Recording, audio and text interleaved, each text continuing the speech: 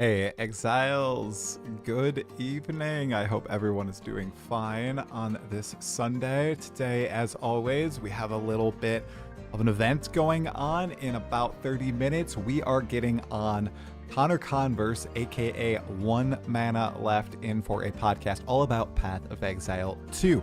And as the title of the stream says, which, by the way, if you're watching the VOD on YouTube, make sure you hit the like button, make sure you leave a comment below. That gets me to continue doing these, even if, and here's the drum roll, blah, blah, blah, blah, blah, even if I am committing Path of Exile to treason. It's true. It's not exaggeration. It's not clickbait. We are 1 week and 2 days into the new league. Exiles, I'm taking my own advice. All right? Some people say I'm too harsh in my videos when I say if you're not having fun, if you're legit not having fun, just don't do it. Take a break. Go do something else. Well, I have not played Path of Exile 2, except after that Rax interview for 10 minutes, killing Gianor. I have not played it since last Sunday. So I am a week of no real PoE 2 play, 9 days into the new league. And you know what, everybody? I feel a whole heck of a lot less frustrated with the game itself. Been able to take some distance, realize everything I said in that very frustrated video, totally valid. Totally valid, okay? But, you know, it's not end of the world or anything, right? I think some people may have seen it as such, but I just want all of you to realize, you know, me here, I have this YouTube channel, which is a side gig, a hobby. It should be a hobby, not even side gig, guys. It was I was treating it very, very, very, very, very seriously. And I'm still going to treat it seriously and professionally. Just want to say, even me, where this, you know, if I stop doing stuff, there's a chance that YouTube could just be like, all right, next time we're not going to push out your video to this segment of your audience and your video is going to die. You know, I even just said, okay, I don't care. You know, it's making me too upset. I'm getting too frustrated. That's not me at all, even though a lot of you guys are like, that's really cute. You think this is you being frustrated? This is frustration. This is anger. Yeah. I was pretty pissed off in that video. I'm usually not like that. So I just took a step back. And it's been fine. And I said I was going to play other games, but I haven't had the time. I've just been with my wife, my kids. We had our first Christmas of 4 today. I was supposed to be a guest on Blaze's podcast last night. Oh my goodness. I had a terrible migraine. My kids were going to go over with my wife to my in-laws a little early. I was going to play some Hollow Knight or Baldur's Gate 3. I flipped a coin. I chose Baldur's Gate 3. And almost the second they left, I had a pounding migraine take me. I then had some dinner and it just evolved. Knocked out on the couch literally the entire night. Didn't even go over. I was going to go over my in-laws later after the Blaze pod. I had to cancel with him. I was going to stream too and play some. Couldn't. Was just knocked on my couch the entire night. And I just turned on a Josh Strife Hayes video essay on Cyberpunk 2077 or whatever, and I passed out. I passed out, was coming in and out of consciousness. I took one migraine pill, it didn't work. I took another one, didn't work. Woke up at 2 a.m., still had a migraine. Woke up in the morning, migraine gone. W. But yeah, I haven't played any games. I was going to play Baldur's Gate 3 yesterday for the first time. I'd been putting it off for years and years and years, and I was going to sit down, I was going to play for 2 hours, and nothing. No Baldur's Gate 3. So very unfortunate. So what's this? Trippy325. Thank you so much for the sub, dude. I appreciate it. So let's go back to PoE 2 because we're going to talk about PoE 2, obviously, but I'd like to announce that I have the full casual dad perspective. I have 18 hours in the league or something, okay? 9 days in. I know. 2 hours a day, guys. And 12 of those hours are on day one. So I am truly repping up. And then we got the opposite. We've got ConnorConverse coming on here. That's gonna, hey, wow, Trippy325. Thank you so much for the gifted sub as well. I hope you enjoy your portal. You're getting that one late. So Connor's coming in. He's been blasting it. He's full-time, of course. I wasn't lying, guys. I'm treating this. I had to.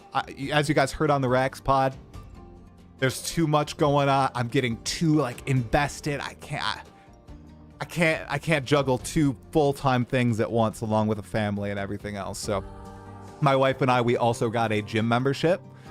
And it's not some just little gym. We got a very nice gym membership for our entire family for next year. It starts January 1st.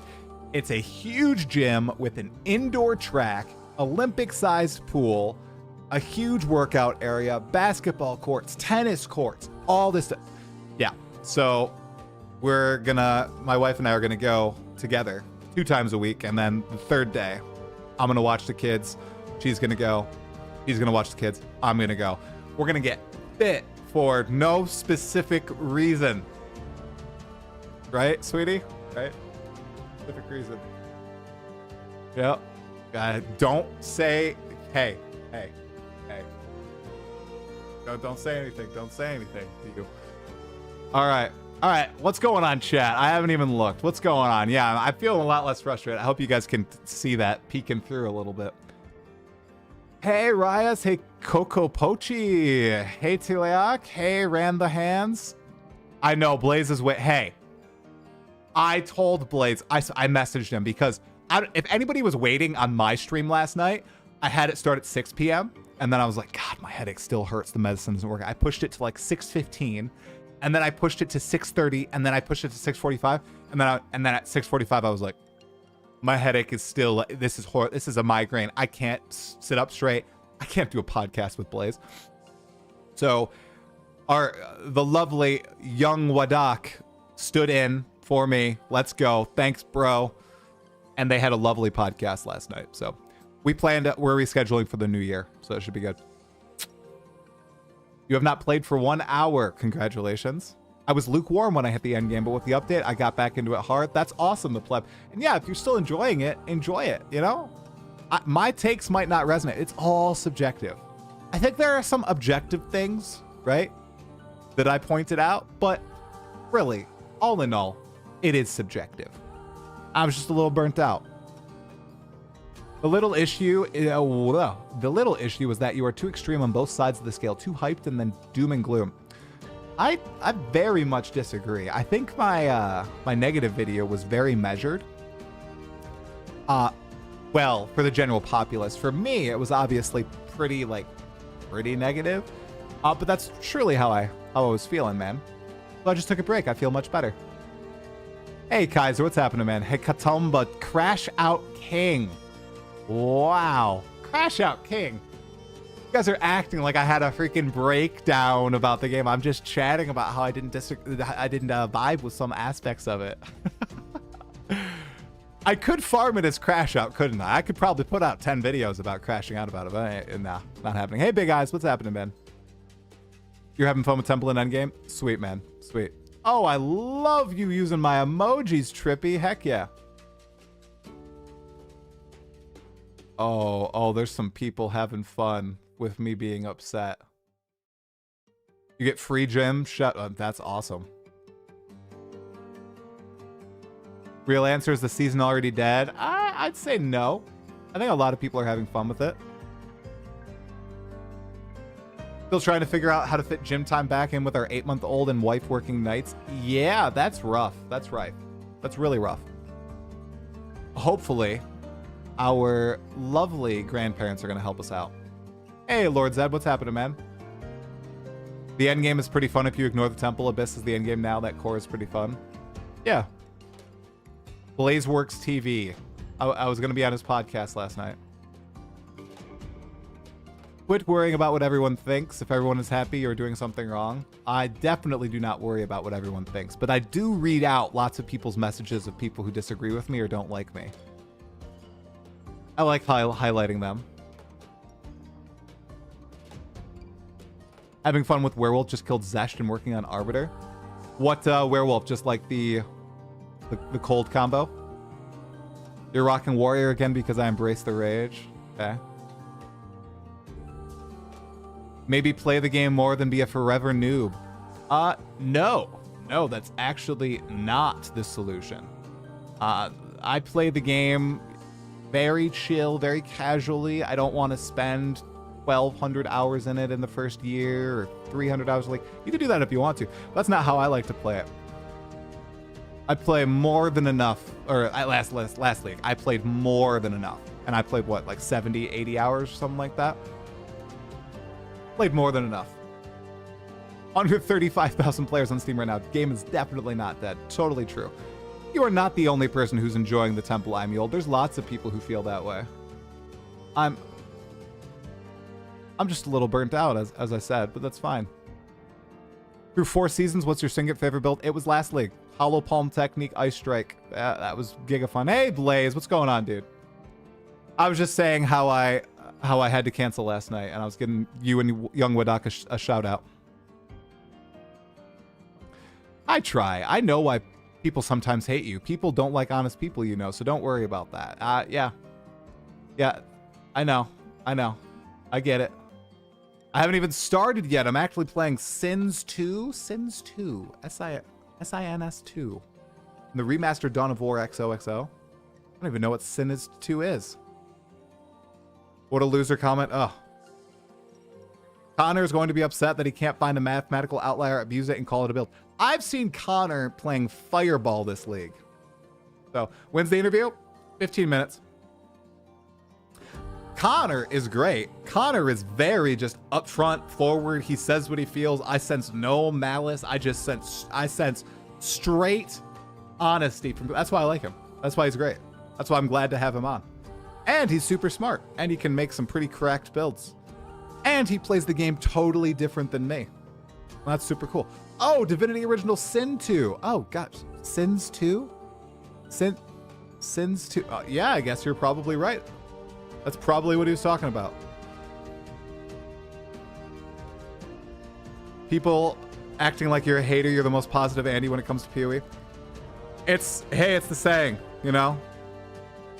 I love him, hate him, lukewarm on him, agree with some of his takes, disagree with some of his takes. Love this saying. I don't know if it's his saying.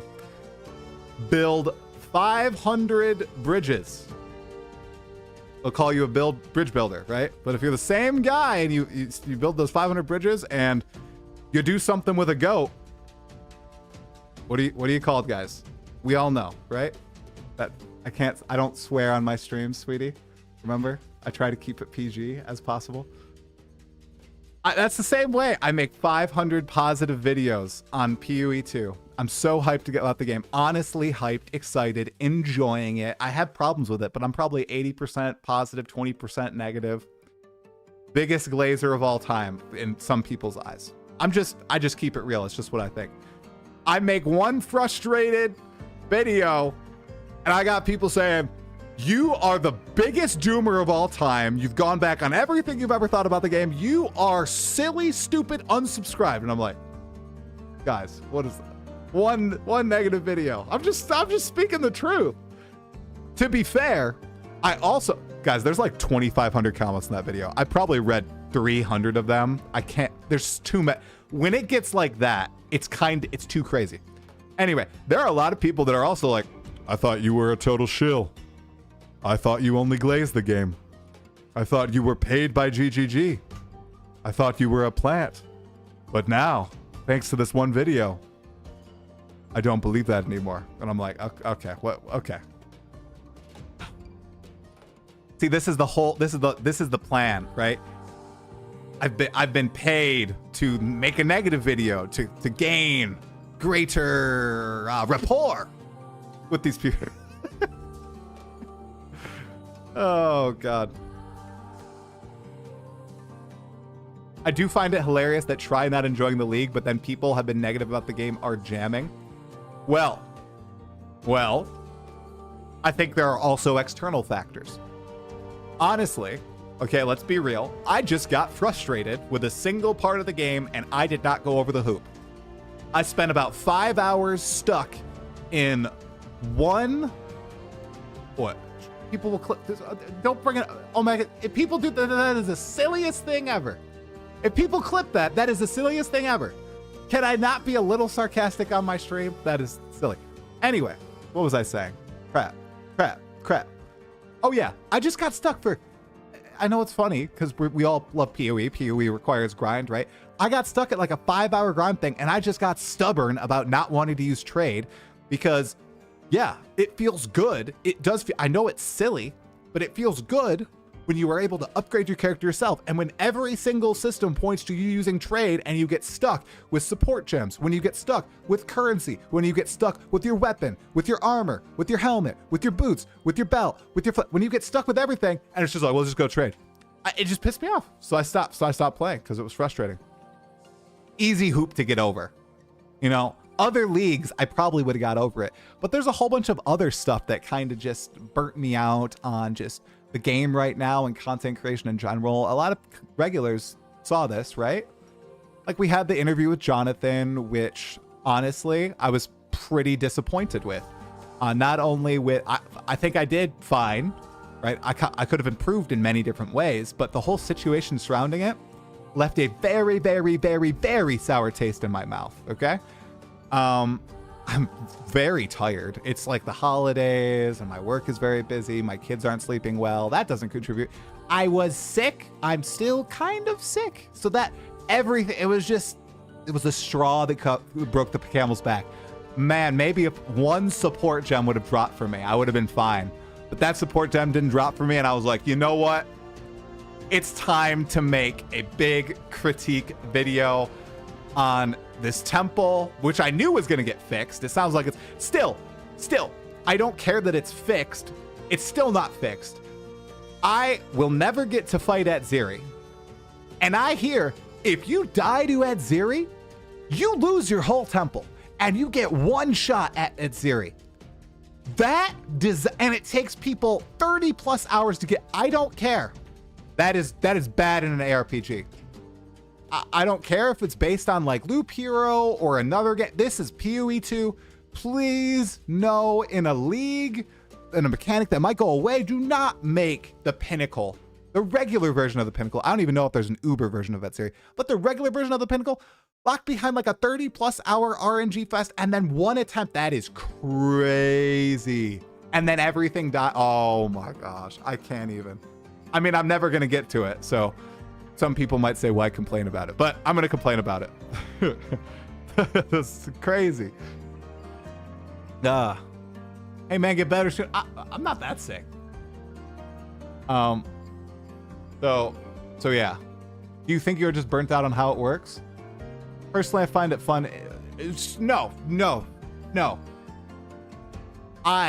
Well, I guess yes, actually. I guess I am burnt out on how it works. You aren't supposed to be able to switch and experiment easily early on. I was in early end game. I was fine switching around and experimenting early on in the acts and interludes. But as soon as I got into end game, with 5 hours of play in end game, right? I was getting great. I got 3 greater jeweler's orbs and I didn't have supports to slot into them. I just wasn't getting any of the drops because there's no seeds in endgame. I was full clear. A lot of people thought I rushed to the campaign. I was basically full clearing the campaign. I was swimming in support gems. Then I was using them, experimenting, swapping in, swapping up, But as soon as I got to endgame, I wasn't getting any supports. And the feeling of, one, not even being able to fill out my 5 slot, 5 slot gems. No, 4 slot gems. Wait, yes, 4 slot gems.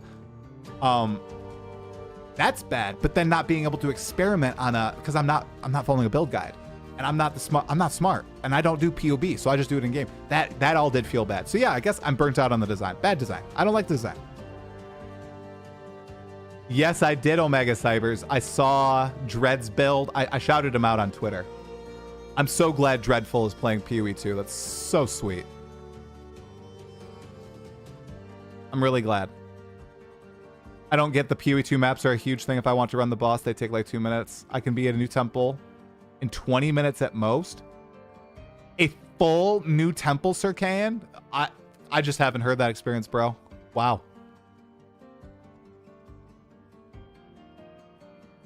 Temple is printing 3 to 6 runs per divs per run if you know what you're doing. Yeah, I don't care about divs per run, but good for you, bro. I'm glad. I did check my loot filter. I'm playing Neversink's basic loot filter. I didn't change it between campaign and axe. What's going on, Jazarus?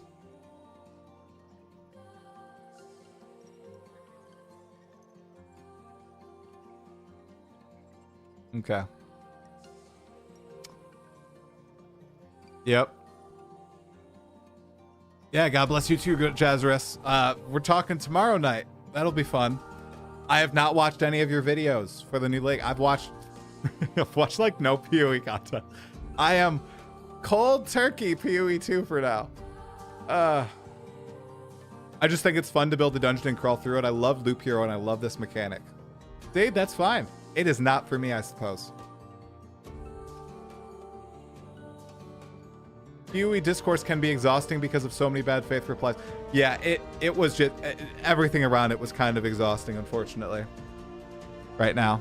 So it's all right. Taking a break. Ask him about Wyvern and rarity on gear. Added to the list. Omega Cybers. Wyvern and rarity on gear. How's the holiday season treating you? I am just chilling, and it's been going okay, right? Yeah, okay. You know, that's a little rough. Last what, 4 days, 5 days, but better today.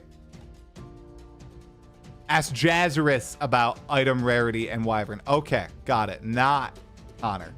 Got it. Okay. All right. Temple has been good for you. Dropped good. I just prefer mechanics and map. See, I'm fine with it being out of map. I just didn't vibe with this one. Am I going with Baldur's Gate 3 for my next game? I am probably going Baldur's Gate 3. Yes. Yep. I need to make some... I don't know what that is, Crickhammer, so I'm not going to say it because I've been tricked into saying some bad words before, so I'm not going to do it. That is the truest thing ever said. There's an incredible amount of bad faith actors in the PvD discussion, and it can get exhausting. And if they have big microphones, it just gets frustrating. And then you're called a bad faith actor, and you say you're not a bad faith actor, and they're like, well, you're just bad for the game. And it's like, okay, whatever. It's so exhausting. Like I talked with Rex, like I feel like there's room for everybody under the roof. Right? We can all talk about the game. There can be people like me, people like all you in the chat, you know. I have heard of this game called Expedition 33. Excellent game. Oh gosh, you know what I just realized? I don't know what I'm supposed to use for freaking Connor. I don't know. Maybe I'll make a joke about it. Do I do 1 mana left? 1 mana left? Or do I do ConnorConverse? What will people know him more as? Probably 1 mana left. I don't know. I'll ask him. Who said you was bad for the game? That's another content creator. Never saw that. I really don't want. Yeah, I'm not gonna chat about it.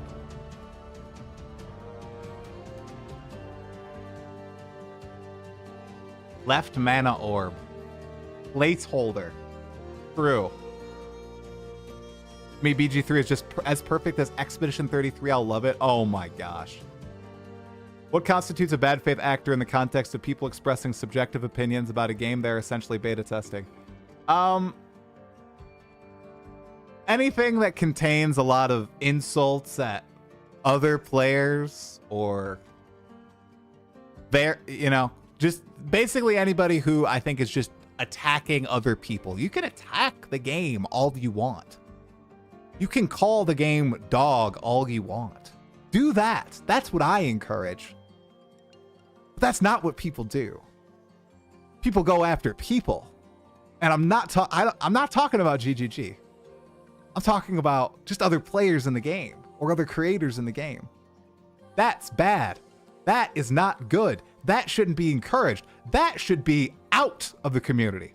You shouldn't encourage other people to attack other people, okay?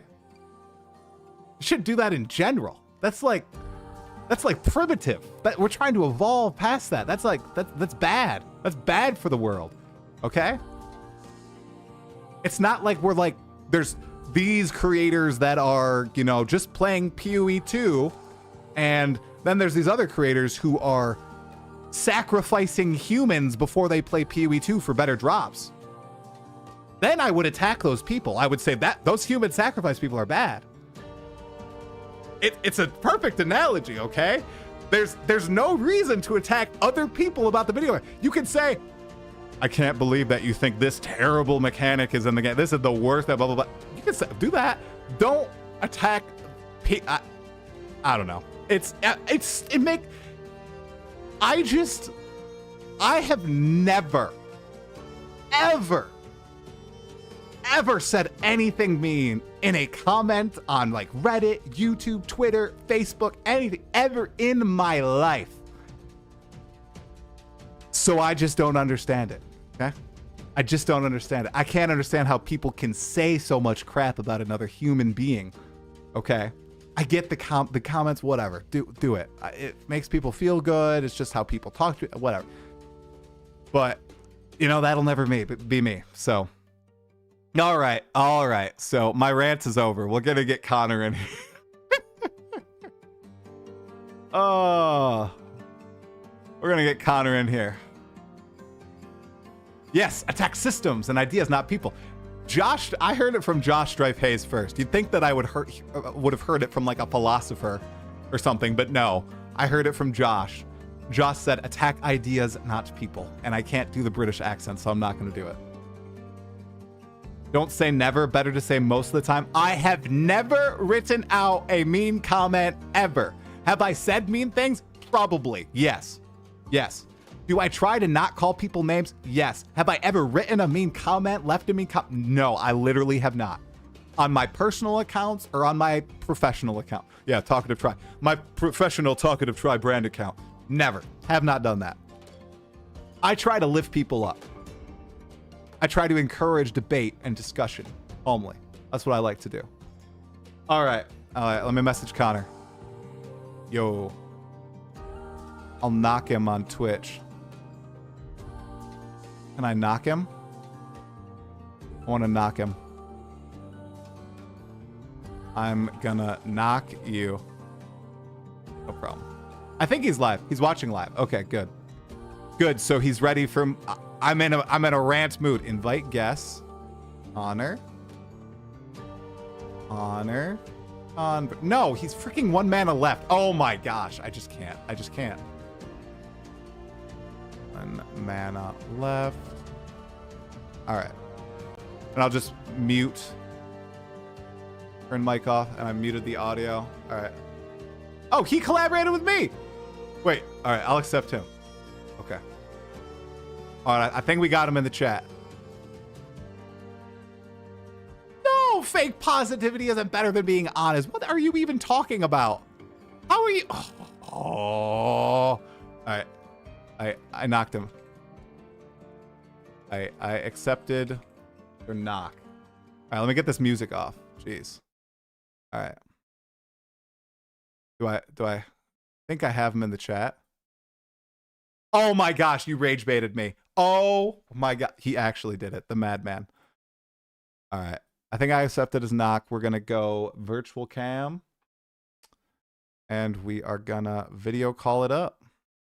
He actually rage baited me. Dang it. While live. You're not supposed to rage bait me while live, dude. Not cool. Rage baiting me while live.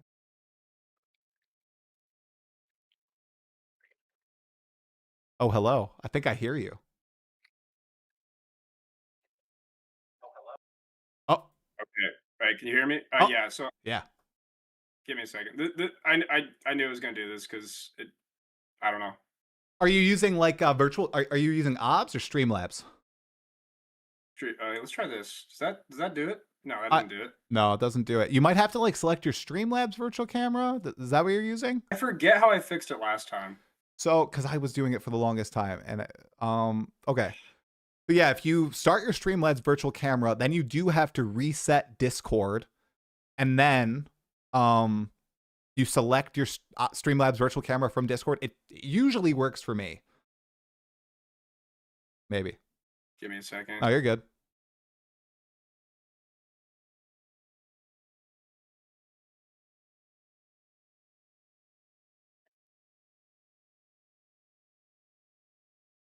I don't know. It always is. It can get so finicky when you're streaming, unfortunately. Like, I've experienced this too. Yeah, can you say that one more time? I'm in. Okay, I remember this last time. I'm in the voice and video tab in Okay. Discord. Yep. There Here, was something there, but I don't remember what I did to fix it last let me time. see. Okay. So, and you have your virtual camera started on I Streamlabs? have. I mean, usually it's just the drop down to my current webcam, and that fixes it. Oh, well, okay. So then it won't work in Streamlabs. Because you can only, as far as I know, you can only select one camera at it. Like, your camera can only be in one program at a time.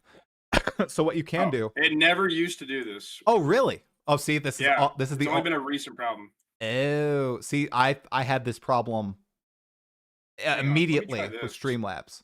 Wait, what if I turn no? If I turn it off for shit. If you turn it off for your stream, I don't know if you'll be able to use it again in your stream though. That's the thing. That's why I was saying I don't know. What do you have on your stream right now? Do you have the game on your stream right now? And you? Yes. That's what I was gonna say. If you do like full screen you, and then use virtual camera into Discord, but I don't know if you want to full screen yourself or not on your stream. Maybe. I don't know. What else could you do? You could do that. You could just start virtual camera, share your screen, and I could try to see if I could fit you in the box. I could boom you up. I don't know how blurry you'd be, but and that could work. Yeah, that might work. Yeah, I could just carve out the game. So yeah, you could do that. I can do that. I don't know how blurry you'll be. Okay. But it's okay. That should be pretty clear. As long as we can hear you, like it's all good. Yeah, that'll work.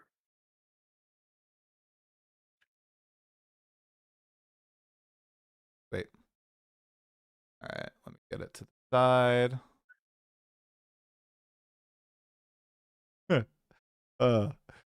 No, I got my chat fighting about internet toxicity. No, guys, come on, chill out. Chill out. Jeez. Oh, gracious. Full screen Connor isn't real. He can't hurt you.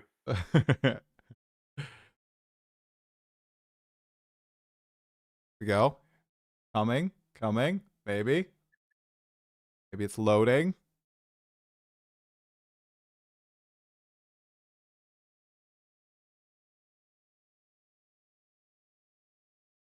Okay,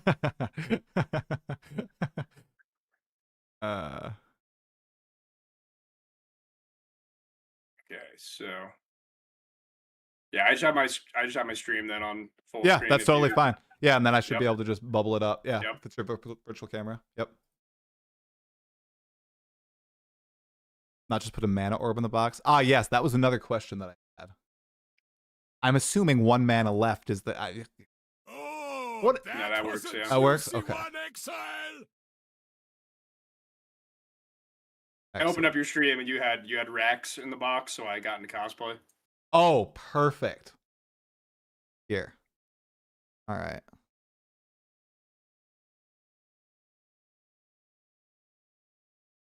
Is the virtual cam started on your side yet? Oh, wait, what? What am I doing? Oh, I don't see it. I just see your Discord profile picture still. Maybe log in, log out of the call. Like stream. Well, then the audio would be off. You're right. Oh, okay. The audio would be off if I pull your Twitch stream. That'd be terrible. Yeah. That's a good point. I think if you log out of Discord and then log back in, the virtual camera should work.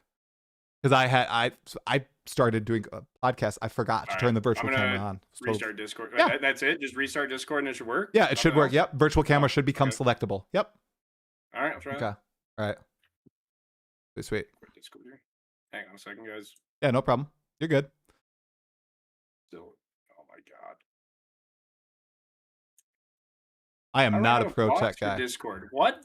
Oh, no. I have to like task manager Discord? What the hell? Really? There's not even a... You have to task manager. Oh, yeah, because what? If you close it out, it just minimizes it. Yeah, you might have to task manager it. Or it's in your little toolbar. And if you close from toolbar, you should be good. Because the hidden icon. Hardest thing I've done all week. Yeah, PoE2 is not that hard. You know, No. unless you get hard stuck like me. I can't even tap. Oh, he found it. He found it. We're good. He's coming back in. He found it. Okay, who's saying I want instant gratification? Bro, I'm a PoE player. I've played PoE for like 6 years. I am not an instant gratification guy. I hate TikTok. I hate shorts. I am not instant gratification at all. Oh my goodness gracious. People calling me instant gratification lover. Oh. The ancestors will remember your actions. Oh, Arrow coming in for the raid. We have Connor on. Connor is having technical difficulties right now. So we are waiting for Connor. Coming in. He's coming in. Hope you had a good stream, Arrow. Oh, here he is. Oh, shoot. Did it still not work? Oh my god. It's fine. Why? Connor, it's okay. I could just get a pic of you, or I can. It's fine. It's no big deal. Oh. Maybe. Nope. Nothing. Oh, loading. What did I do for this last Loading. time? Maybe. Heck yeah. No. Yeah, the virtual camera thing should work from Streamlabs. I'm shocked it's not working. I've had this exact problem before, so I know what you're experiencing. Yeah, I had this problem last time. That's why I said this probably isn't going to work to start, but that's fine. I don't remember how I fixed it last time. Okay. Let's see. Yeah, I don't want to get your freaking stream. Because your mouth will be off and that might be frustrating to people. Yeah, that's so good. I can literally just get a picture of you. It's fine. Yeah, that'll work. Yeah, okay. One sec. That's unfortunate. 1 second. Man. It's all good. People want to listen to you talk anyway. It's not a huge problem. I'm sometimes a visual explainer. I wave my hands a lot. I know you do. Anything, so crap. Now you're not. See, I don't have any what the hell are they called? What are the anime girls? What are they called? I don't even know. VTuber. I don't have a VTube kit. What if I do this? Here. Yeah. See if you can figure it out faster than I can find a picture of you. See. What just happened to my stream? Let's check this. Oh crap. Wait, what? Oh, that's not good. Oh. Uh-oh. All right. No, we're not going to use that picture. I'm going to go to one of your videos. This is not great. Okay, so I tried to... Well, this isn't great at all. Uh-oh. Now I need to open up your stream to see all my OBS settings just disappeared. What? Yeah. Oh no. Oh no. Okay, don't do it. Okay. Are you still live? Yeah. Oh, well, that's good. It's so black screen. I tried to disable my webcam and it just deleted all my OBS settings. Oh. Okay. Disable your webcam. So maybe your what did your toolbars? What are they called? Those things your docks? Can you like restore your docks or something? Like reset docks? Is that what happened? All your docks went away? I don't know. Maybe that's what happened. All right, here's what I'm gonna do. I'm gonna turn off OBS, so we'll restart the stream. Okay. Try to fix this. Okay. So I'm gonna end stream, but it's gonna come back. Okay. And then I'm still in Discord. Okay. Does that fix the Discord? Oh, there we are. It does. You're there. Okay. Now, what happens if I turn on OBS? I don't think your cam will show up in OBS. But that's fine for now. Okay. But I think all you got to do once like the pod ends and you start playing again, you just got to like refresh your camera in OBS. You like double click on it and then you click deactivate, reactivate. That usually works for me. Okay, we're just going to go with that. Oh, sick. You do have a red hoodie. Man, I should put a letter on. Good nerd. All right. Here. Well, we'll just go with I'll fix it later. Okay. Better than fixing it now. Okay, cool. Here. We carve you up. Also, we're not the name tags changed now, so we can stop cosplaying. I've seen him wear a red hoodie once. Was it like freaking Christmas or something, I think? I don't have a blue hoodie, so I figured we just do like that works. Like the red versus blue. That works. Like it's good. Halo days. Yeah. Heck yeah. Here. There. Carving. All right. I think I have you pretty much set. I'll do a little. Oh, he doesn't. He must keep his house like 63.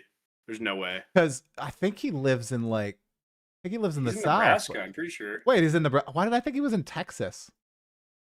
I think it's Nebraska. Oh my, okay. Okay, so it gets cold there. Yeah, I couldn't have it's like, what, how warm is it? Like 22? I have it on my computer. 19 Fahrenheit out right now. So yeah, it's pretty cold. It was 50 a few days ago though. So it's gonna be 58 here on Christmas. Wow, dude. We might live Yeah, it was like -20 last week. Okay, it's also going to be around 50. I don't know if it's 58, but on Christmas it's supposed to warm up massively. I'm pretty hyped about it. So, all right. Cam's good to go. Is your stream back up? You good to go there? Yep. Okay, cool. All right, we're gonna do a quick sound test. I think your sound is good to go. It's like perfect, but give me a quick 1, 2, 3 chat. Tell me how he is. 1, 2, 3.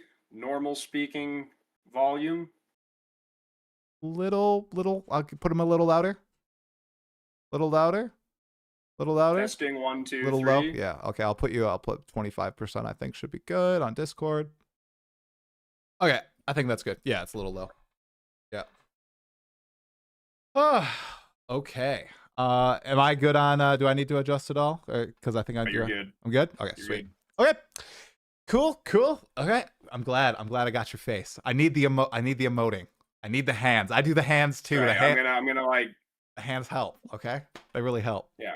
Okay. No one else will know what I'm like. Make sense of it, but it'll help me. Yes. It's like 100%. fake confidence. It's like I'm doing this, and then they think like I think that they're getting it based off what I'm doing. Exactly. And they're not. But like I'll me thinking that makes me more confident. Yes. Yeah. 100%.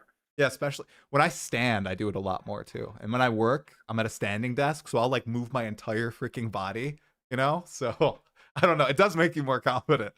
But when I have to go into the office sometimes for meetings, I'll also do it in those meetings. And it's like a little crazy because people don't know kind of what to do. Like in the room when you're moving around, it's like a room with 20 people. They're like, holy crap, this guy's like moving all around. This is crazy. He needs to chill out. But it helps me. Me talk. It was always funny in the brief COVID era where we had a lot of remote work and a lot of usually older gentlemen that clearly did not know how to do any of that. No. Okay, so we had old people who did not understand how to use Zoom, and then my team, younger people, were like too relaxed about it. Like I remember like in April 2020, we had people coming on to meetings on my team in bathrobes. And that was it. That just think the camera's off. No. Didn't care. Dude, cameras always on. They were in a bathrobe. My manager didn't outlaw it at the time until there was an incident where someone stood up. Okay, and nothing was shown. There was thigh shown. It was not tasteful thigh, but still, like we were at that point. We were like, no more bathrobes.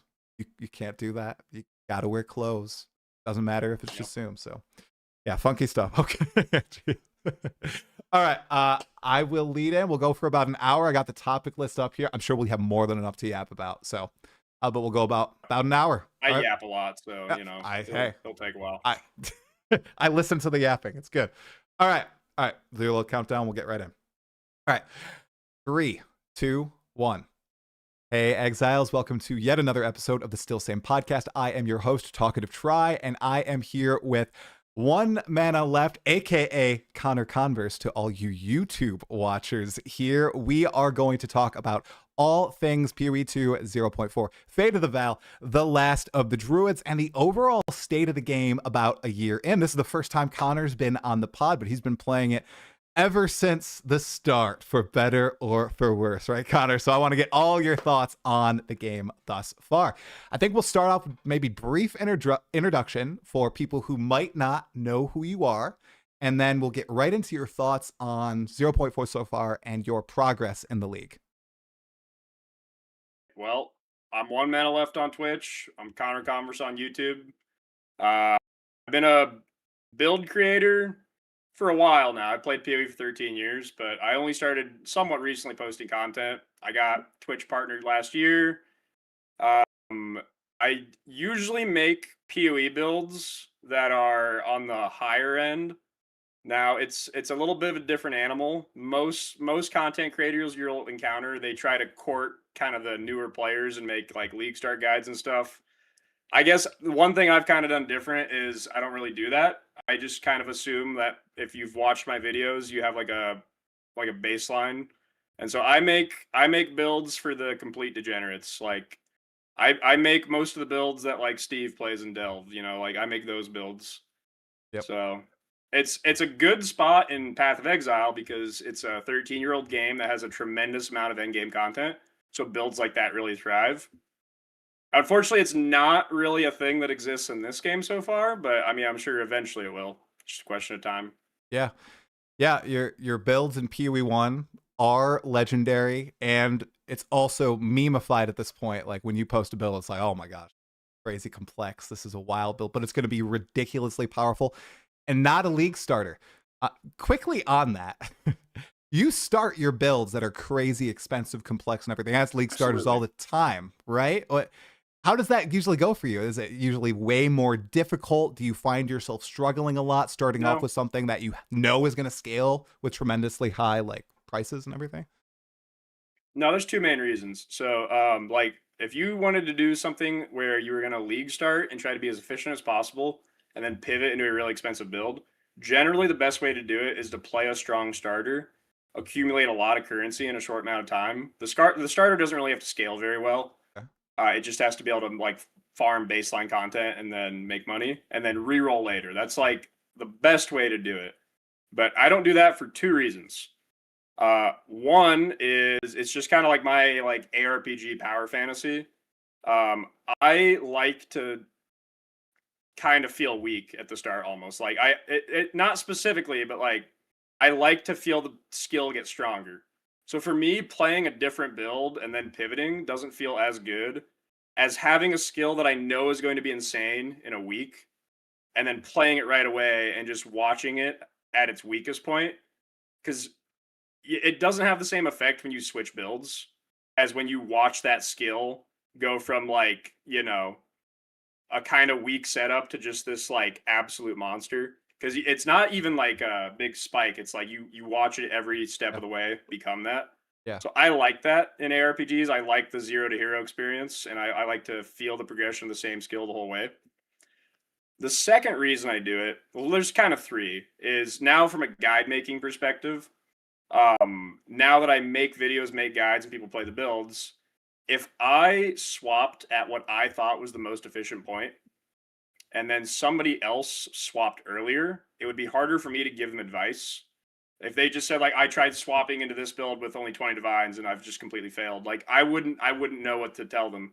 But if I played it the whole way, I can at least tell them like, well, this is what I did at 20 divines. So I'd at least like I never want to play a build later than what like someone who's watched my guide would. I want to always be playing it before them, even if it's too early.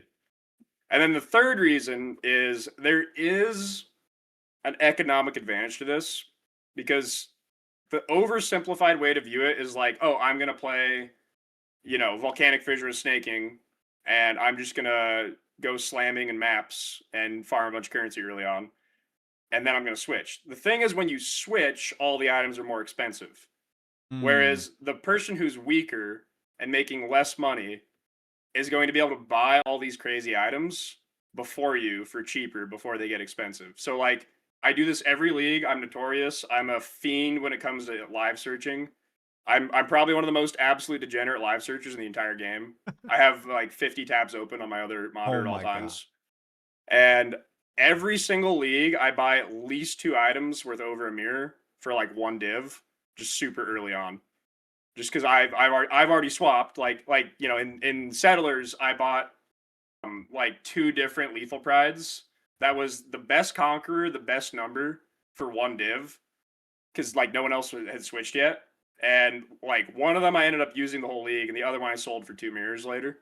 Dude, okay, So I need to ask you, Connor, really quick. For people who might not know, can you explain what a live search is? I know, but I know there's a lot of people who might just be like, what is this guy talking about? Yep. It's crazy. So if you've used the trade site or the in-game, you're basically searching at all the items that are currently for sale. However, the difference with a live search is it's not really caring about the current items because the understanding there is you've already looked at them and you know there's not a good deal. And generally, good deals don't last for very long because if they were a good deal and they were up for very long, someone would buy them. So instead, the live search is just checking for fresh postings, which there's going to be a lot in there that are just the correct price.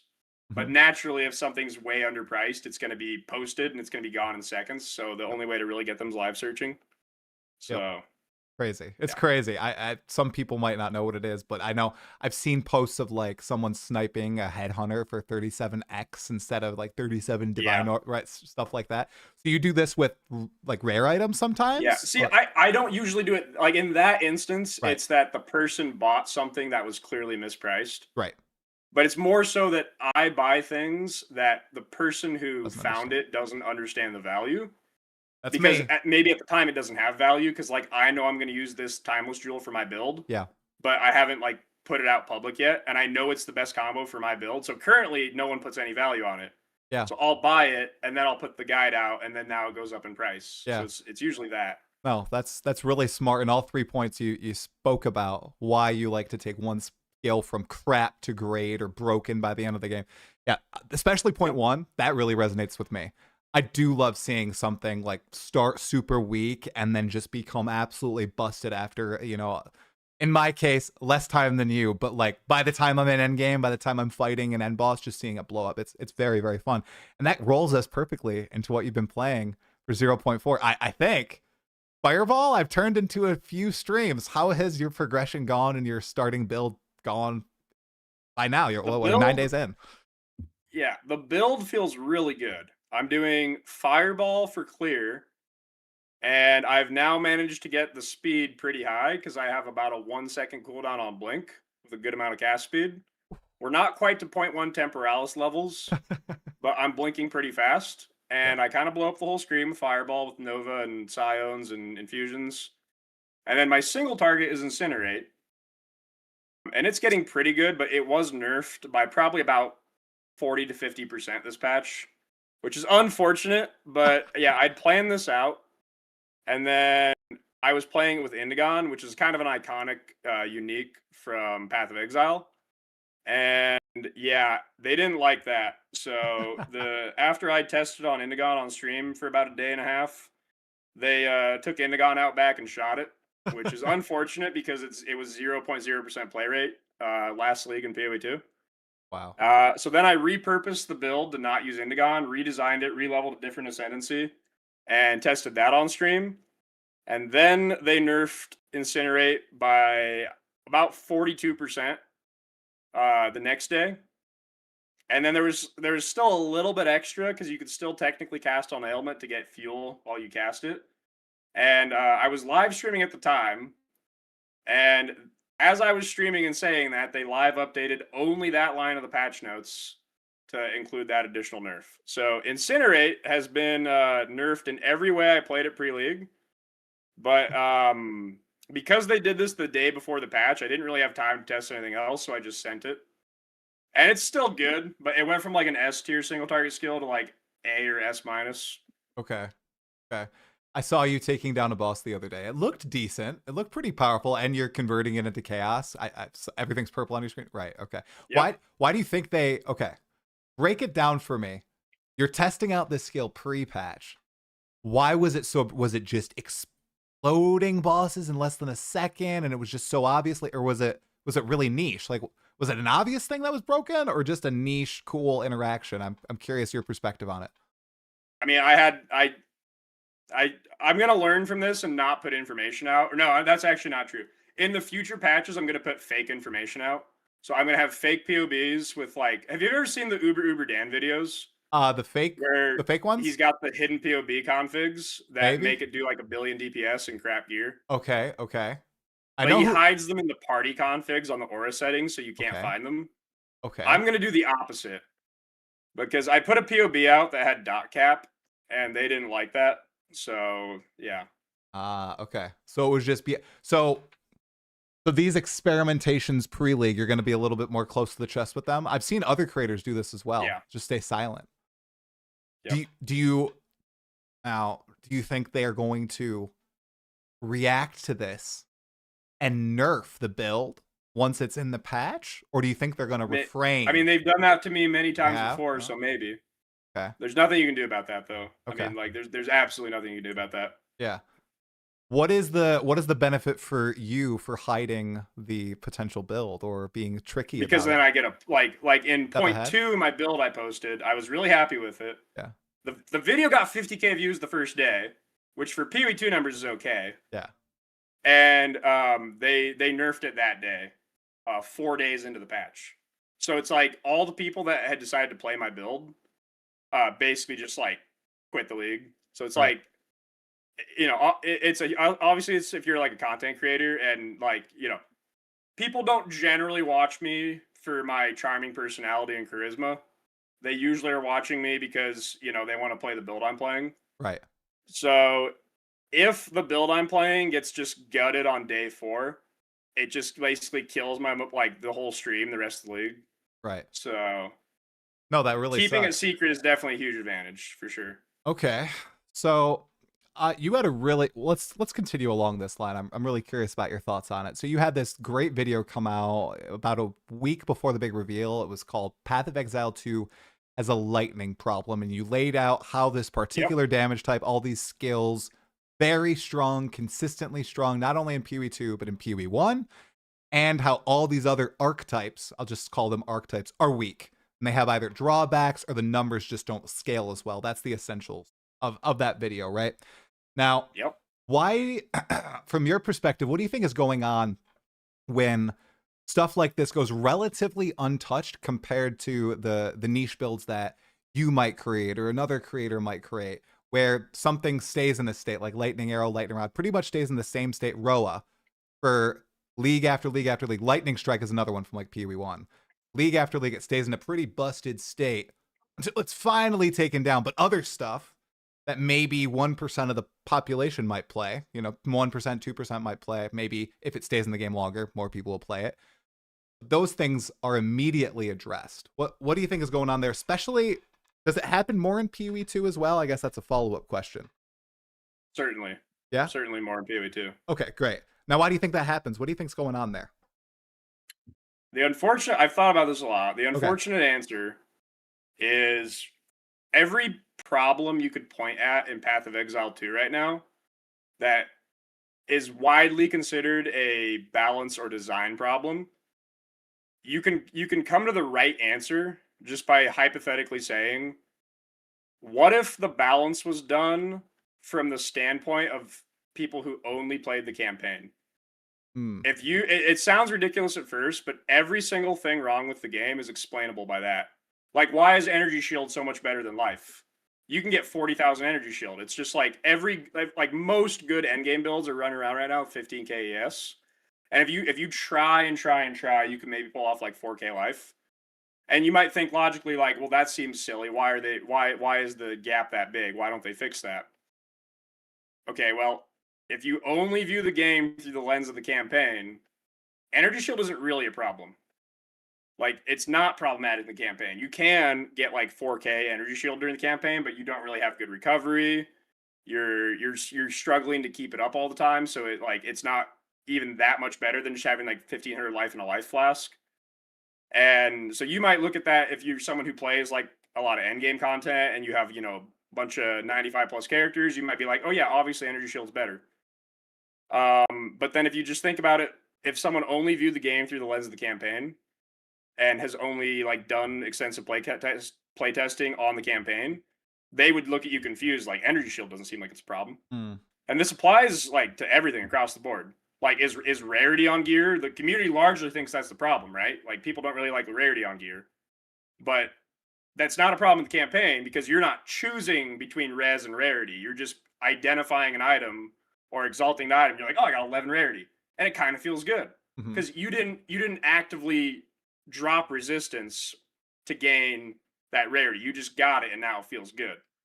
But if you like compare that to like an endgame mapping character, rarity feels bad because you feel like you're having to trade off power to get more loot.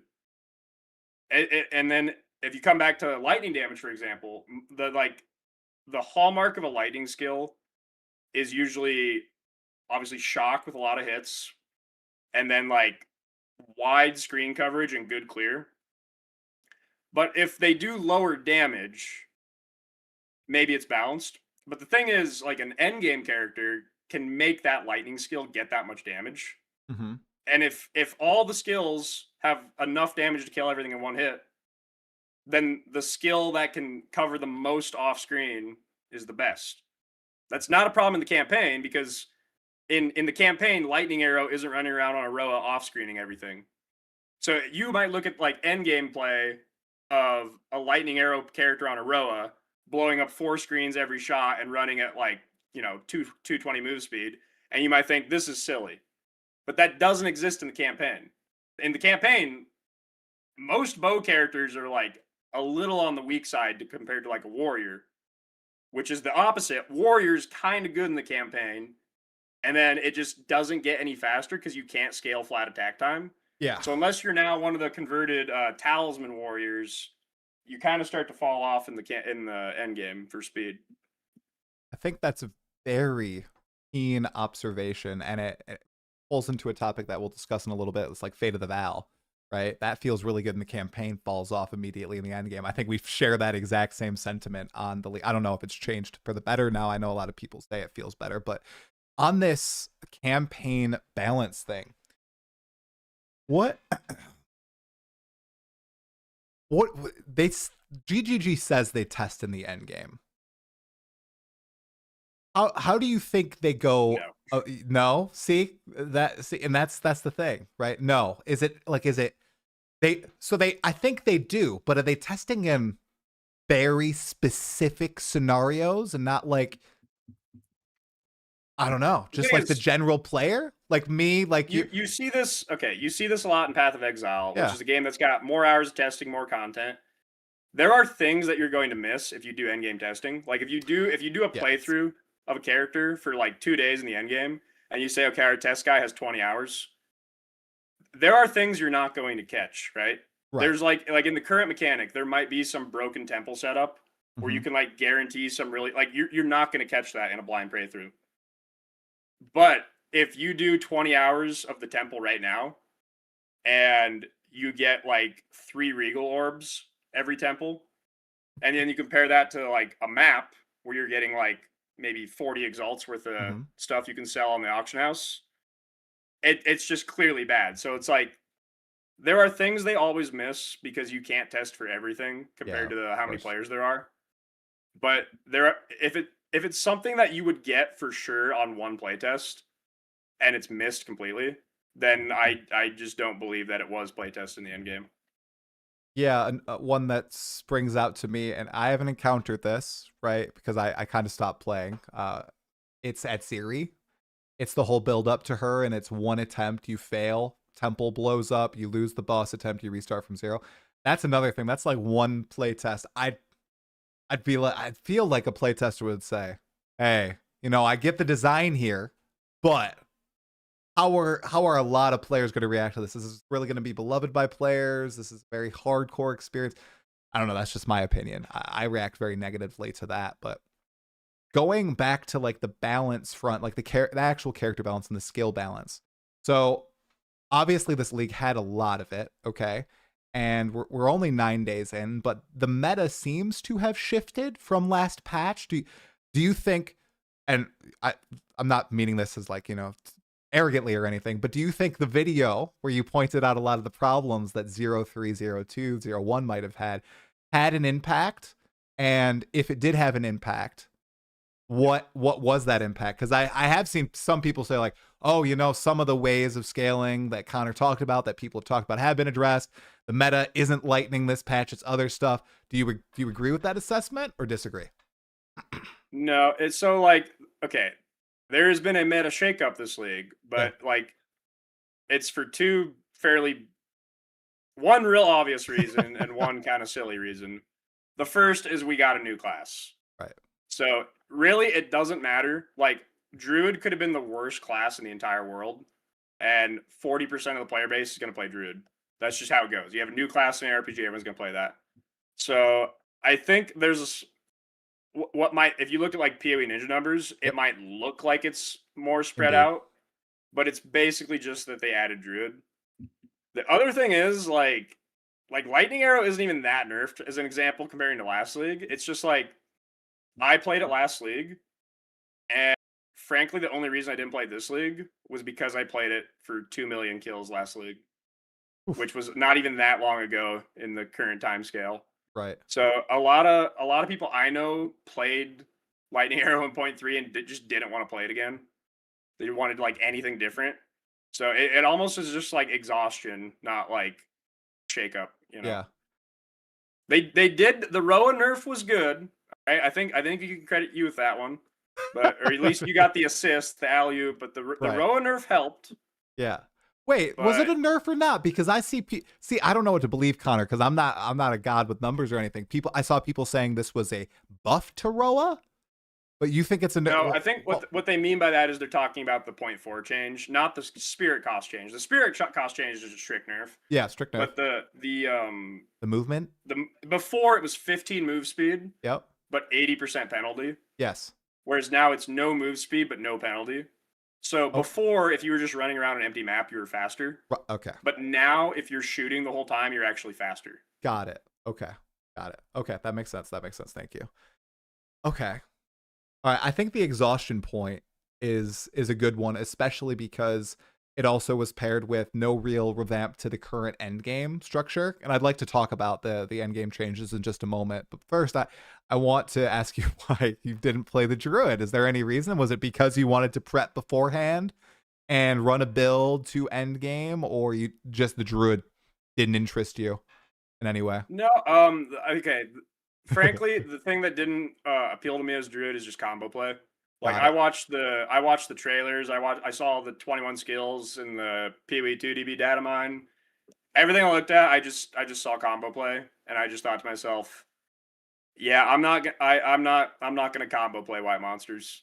So Okay. I think that's a battle that's going to go on for several leagues. I think they'll eventually lose that battle, but they have kind of doubled down this patch on trying to have the vision of combo play on white monsters.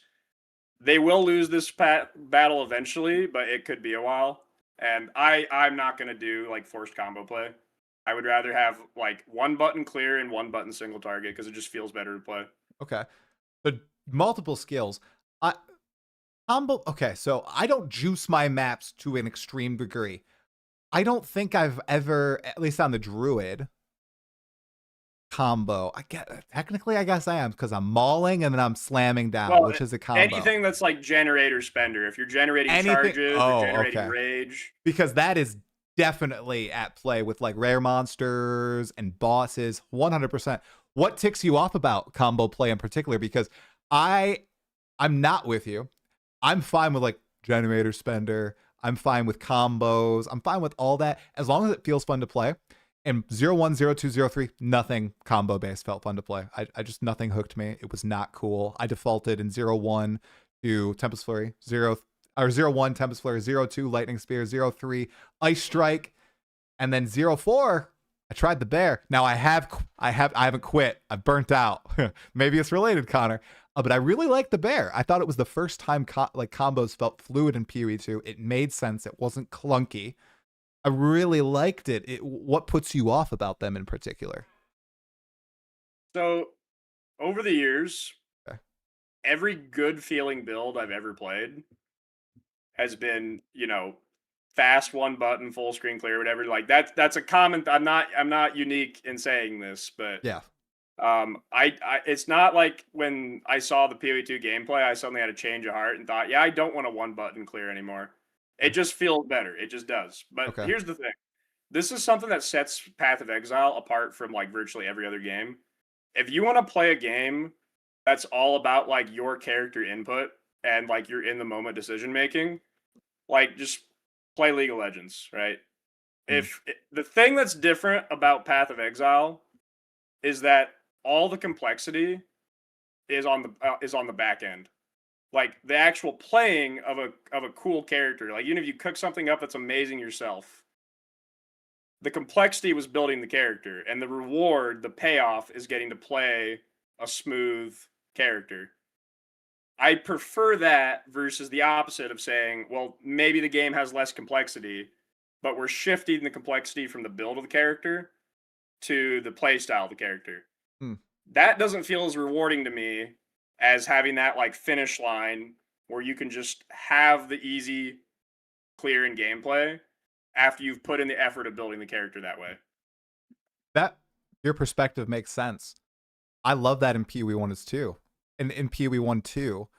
But this PoE 2 obviously has they're trying to push for a different idea. And I respect that and actually enjoy it for the first time with Druid. Earlier you said that you think that this is going to falter. That you think that they are going to go back to kind of the PoE 1 roots where all the complexity is in the back end of the build. 2 questions for you. I'll start with the I'll start with the first one. Oh, that was the silliest thing I've ever said in my life.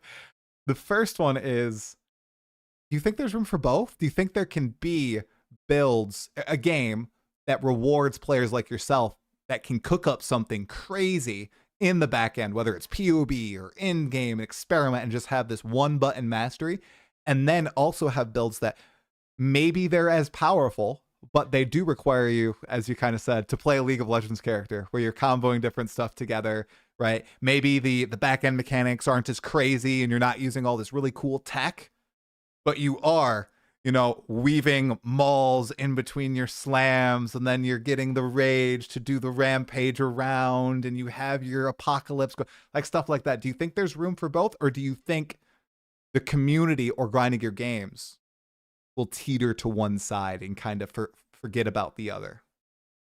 Absolutely, and they're not mutually exclusive at all. The missing secret ingredient is difficult content. So the thing is, right now in the game, you're basically doing like an Alkengo mapping play. You're putting 3 tablets in that have 4 mods. You're rolling it to 6 modifiers, and then you're blasting. And that's like the baseline for like endgame farm. That difficulty level currently doesn't justify combo play for trash monsters. Mm-hmm. But if there was some special content that was higher than that, suddenly you could justify combo play for white monsters. Like, even though I play a lot of like one button like PoE builds, if you've ever watched me do some of the absolute craziest Valdos maps I've ever done, there is more going on there than like anything I've ever seen in PoE 2. Like, I will buy a map where if I lose the map, I lose 200 divines. And if I win the map, I gain 60 divines. I am unequipping gear before the map. I'm shifting stuff around. I'm shifting gems. I'm changing my talent tree. I'm then going in and I'm kiting all 5 of the feared bosses apart to fight them one at a time. And then I'm individually fighting them and changing my tree and changing my talents for each different boss. Oh. And then depending on the shrines they have, I might even go out and like change pantheons or change things. And I am using multiple skills. I'm frost bombing. Like it's there's not that level of thought and input on any combat in PoE 2 right now. Oh. But the reason for that is because of the difficulty of the content. You could never justify doing that on Alkengo mapping, but because there's content that's that hard, you can justify doing it. And it feels rewarding because you beat something really, really hard because you did all that. Right. That content doesn't exist in this game right now. Man, those Valdos maps, so crazy. I have seen some of your crazier Valdo map plays, so that is insane. I could not have that level of dedication, man. That's insane. It's wild. The gear swapping, the passive tree. I mean, I've never seen you swap Pantheon, but that's a crazy level of dedication for those maps. That's I will wild. say, yeah, the effectiveness change I'm kind of on board with. Like, I know there was. I've remained open minded on this. This patch they reduced pack size by 40%. Right. And a lot of there's still pack size, but a lot of the stuff before that was pack size got replaced with the effectiveness mod. So the whole idea there is instead of having like there's things people don't like about Path of Exile, from like outside the community because they'll see like some crazy headhunter gameplay or just like 1,000 monsters on the screen and they're just like, yeah, this is silly. It's too much. And like I get that. And I think their stance on like the pack size reduction and adding the effectiveness stat is to make it so that you can actually focus on fewer monsters rather than just have like 1,000 NPCs that you'll never even register just be like glorified target dummies to chain explosions. I think that is probably better long term. I think that helps achieve their goal without like ruining the gameplay. So I think they can go further with that even. Yeah, 100%. I'd love to see it. I haven't reached the tier 15 Waystone, so I haven't been able to see the effect of the changes yet. But that's a sentiment that I've heard from a lot of people. A lot of people are really skeptical about it pre-patch, but after playing it, it's actually turned out fine. So that is exciting to see. So yep, I would 100% rather fight content that has 300% effectiveness than 300 pack size. Yep, please, my computer agrees with you. So on that, you've mentioned a few of the endgame changes with the tablets and what the endgame currently consists of. It's kind of Elk and Go mapping, finding citadels if you're lucky enough. And we know that 0.5 should consist of a big endgame rework. Hopefully. Hey, yeah. Allegedly, that is what I will use every time. Okay, they're saying it's going to happen. I hope it's going to happen. Now, what would you like to see in Path of Exile 2? Longtime PoE 1 player. You want to see something more akin to the PoE 1 Atlas, or do you want them to continue to go 100%. What you would like that instead of them trying to continue to make Path of Exile 2's Atlas different? The Atlas passive tree well in Path of Exile right now is like one of the least contested things in the game. It is possibly the best thing in the game right now. Yep. The completing all 115 maps to get your points and feeling every new map you complete and branch out gives you another thing to then specialize into the content that you want to run. You're like, man, I'm doing Harvest. I'm doing Betrayal. Like getting that level of agency over the content and then watching it just completely scale for the case of most people, probably the whole first week before they complete their, full Atlas. That's amazing. I don't even know, like, I can't even see the perspective of someone that says they don't like that. I couldn't even begin to understand it. So I think moving that into PoE 2 would be a huge win for endgame. Not the 40 passive tree we have right now, but like the 100 plus of PoE. I also think that could, like, I know there's some people right now that don't like the Infinite Atlas map, the like delve map, for lack of a better term, where you just keep branching in different directions. But I think they could make that, like, there's some things right now I do like about it, like looking for like the sandstorms and like the Jade Isles and stuff. Like that stuff's cool to me. I like that. I think they could maybe go even further with that and have more Atlas points that you actually have to like go out and explore for. Not just like, kill 5 corrupted maps and now you have them all. Maybe they have the first 40 points to start off like that are easy. And then maybe the expectation is that after some level of exploration for a couple more days, maybe now you have 70 points. Yeah. And then a couple more days, maybe now you have 100 points. But like it actually like encourages you to explore or even look for like certain specific things for special points. Like that I think would be cool. Yeah. Well, I love the Atlas tree of PoE 1. I do want the Atlas to remain as it is in PoE 2 with the exploration aspect. I think you're right that expanding that out and making exploration more rewarding just to players, and not even at a like a granular level, just like at a meta level, like encouraging, here's how you're going to get your points. You're going to, like you said, go find these specific POIs. Or another idea that I've talked about on a prior podcast is kind of like how in PoE 1, you got to find all 115 different maps, or not 115 different maps, but like 100 plus maps to complete the different tile sets. Kind of do the same for PoE 2. Now it would be a little different because it's kind of random how it's generated on the terrain, but it would encourage you to be like, oh, I need to go out to this desert biome and I need to get these specific tiles from it, and the forest biome, and so on and so forth. And maybe if they could wrap that in with some sort of currency that could re-roll the type of tile set, like on a biome or something like that, I just feel like that has a lot of room to expand, and it doesn't need to die.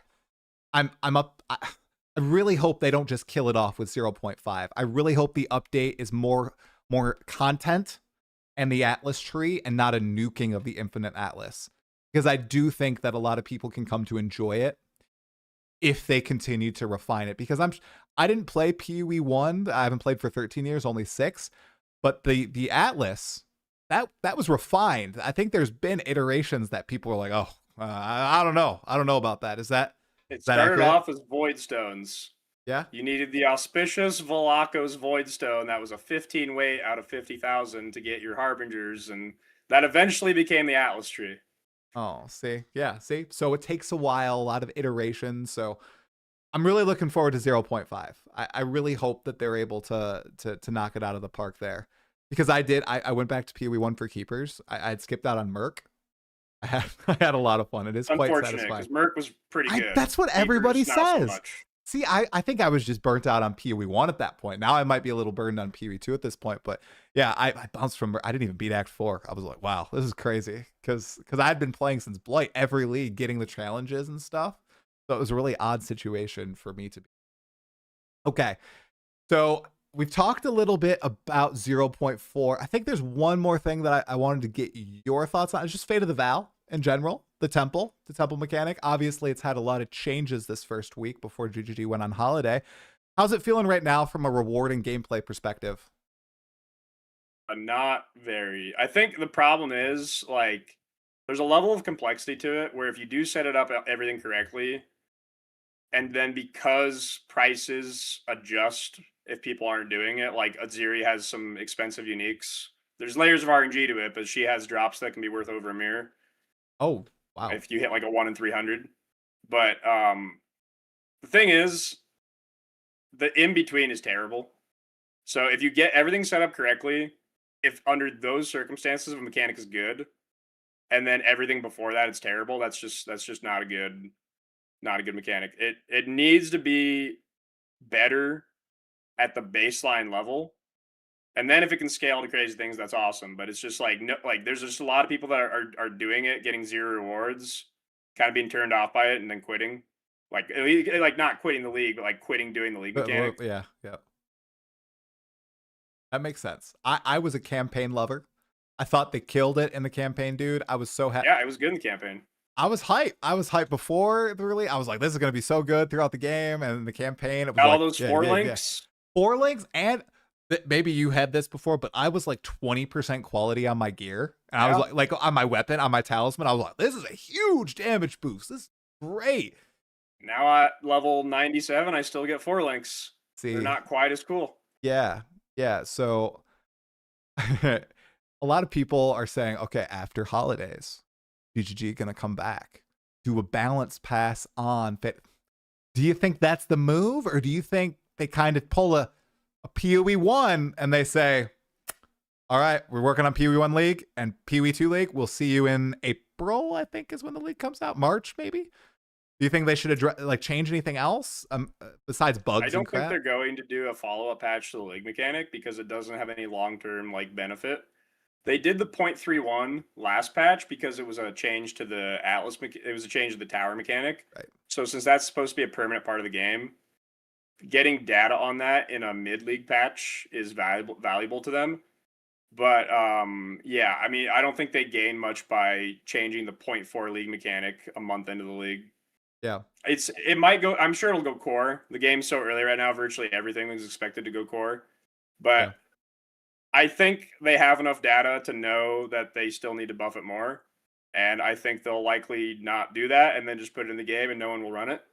Yeah, and it'll stay that way for a couple years. That's my prediction. Wow, that is so negative. You don't think they're gonna do substantial reworks to it? Bet you money on it right now. You bet Oh, okay. Well, I don't make much money every league. So I just play to kill monsters, so I would bet money on. Man, I mean, I think they'll do they did such a good job with Abyss. Were you a fan of Abyss? You like that? Oh yeah, that's the best. Like, Abyss was amazing. Yeah, it was. That's why. And I was worried that they'd kill it this league. They didn't. They didn't. And they really didn't. I mean, like you could kind of argue there was some funny shenanigans happening very early on. I saw that. Got neutered, but you know, aside from that, it's still really good. Okay. And the tablets for Abyss, I think honestly, it's in a better state than it was in 0.3, and it was pretty good in 0.3. Yeah. Yep. Yeah, I've seen a lot of people loving the heck out of Abyss and just kind of treating this league as Rise of the Abyssals 2.0. And 100%. So yeah, and having a blast with it. So yeah, all good on that. I do have I might be frustrated with the game a little bit right now, but I do have confidence that they'll make Fate of the Vaal better. I think they they juice up their rewards. They make it so the temple isn't so big. I think people complaining about area size, I think the temple is like way too big personally. I think that goes against how they've designed the whole game so far. Oh, okay. So Okay. they Go on. just don't have a habit of doubling back to things. Like, okay, look at this from like a class perspective. Okay. If they see a class that is like really unliked, they could take a stop and try to fix that, or they could just go ahead to the next class. And so far, they've just chose to go ahead to the next class. It's kind of the same thing. I think they view it as we could double back and fix this, or we could just go on to the next league mechanic and then fix it way later. Like, you know, it in 0.1, Warrior had a combined play rate of 1.2%. And they even talked in an interview about it, how, like, you know, when they design new classes, they look good, they feel good, they're flashy, and they get to the point where they look at the newer classes versus the older classes and think like, wow, we're going to have to come back and fix this later. And they basically just said they're going to keep going on and creating new classes, and then eventually they'll have to come back and fix the older ones. And I think that's just a consistent philosophy they have, so I imagine they'll treat the league mechanics the same way. Interesting. I do remember that interview where they talked about that. I think it was with the Huntress. I think they were talking about, yeah, we just redesigned her and everything. Oh, it looks so good. I remember that. On that point, so Warrior, yeah, very low play rate, like Mace's Warrior, especially in 0.1, very low play rate. There's a lot of Warriors now, but they're all using talismans. So that should be a good indicator. It's Mace's, right? It's Mace's. Okay. So or Shield Wall. That's the one exception. True. Okay. Shield Wall look freaking busted, man. Yeah. It's crazy. So Mace's are like the big problem with Warriors. And GTG has been lightly confronted, heavily confronted, medium confronted. They've been talked about this multiple times, multiple different people. They see the data. And the response kind of just seems to be, this is the fantasy that we want to pursue. Now, I'd ask you, right now, it might, I'm gonna be the GG White Knight. I'm gonna put myself in GG's shoes. They want the Mace in the game. Slow, feels bad to a lot of players. There seems to be a dedicated cadre of people who freaking love it, despite all this, right? They love the slow-moving playstyle. Do you think that it feels especially bad right now because we don't have really any other melee besides quarterstaves in the game? Now we have druids, right? But we don't have swords, we don't have axes, we don't have flails, we don't have all the other things in the game. Do you think once we have that built out in 2 to 3 years, maces will be less clowned on and like people will be more receptive because it's okay, that's for those that 5%, whatever percent of the player base that likes that sort of style, but everybody else can flock to these other melee playstyles? Do you think that contributes, or do you think it's objectively just they're bad and they need to get rid of them? There's only one way. If they are stubborn that maces always have to be slow, they always have to have fixed flat attack time that's not scalable, they can still make that work, but there's only one way to do it. And most games have figured this out a long time ago, including Path of Exile. You have to make it hit really, really, really hard. The problem is, if a build that can clear the entire screen in 1 second can also kill a boss in 1 second, then why would I use a 3.5 second Sunder? Why would I use a 4.5 second Perfect Strike? So the game would need to have different tuning. You can make maces good and slow, but they need to murder whatever they touch, and things need to have a lot of HP, and the game just isn't in that state right now. Okay. Yeah. No, that's very sensible. It's always curious where you see, well, right now in PoE2, because you know the balance is a little wacky, where you have those like the lightning arrow builds clearing stuff from a mile away, and then the mace people, they have to get up close and personal. You saw this like with Abyss last league. I personally saw it with like Ice Strike, where I would have to fight those abyssal rares, or at least they would get on top of me for a couple seconds. And if they had certain rare combinations like Shroud Walker with the DJ, it would feel so bad. And then you could see people at range just blow stuff up from away and not even have to deal with it. It's like that. It's like that trade-off, and they need to find the balance there. Hopefully it's eventually found. But yeah, right now it doesn't feel like it's right in the right place, just overall from my perspective, and yours as well. Okay. PoE2 as a whole. Scaling back, we're not looking at 0.4. We're looking at, it's been a year and 3 weeks. A year and 3 weeks, Connor, okay? How's the journey been for you from 0-1 to 0-4? What do you think about the progress of the game, and are you enjoying it more now than at release? Okay. Still current patch first release? No.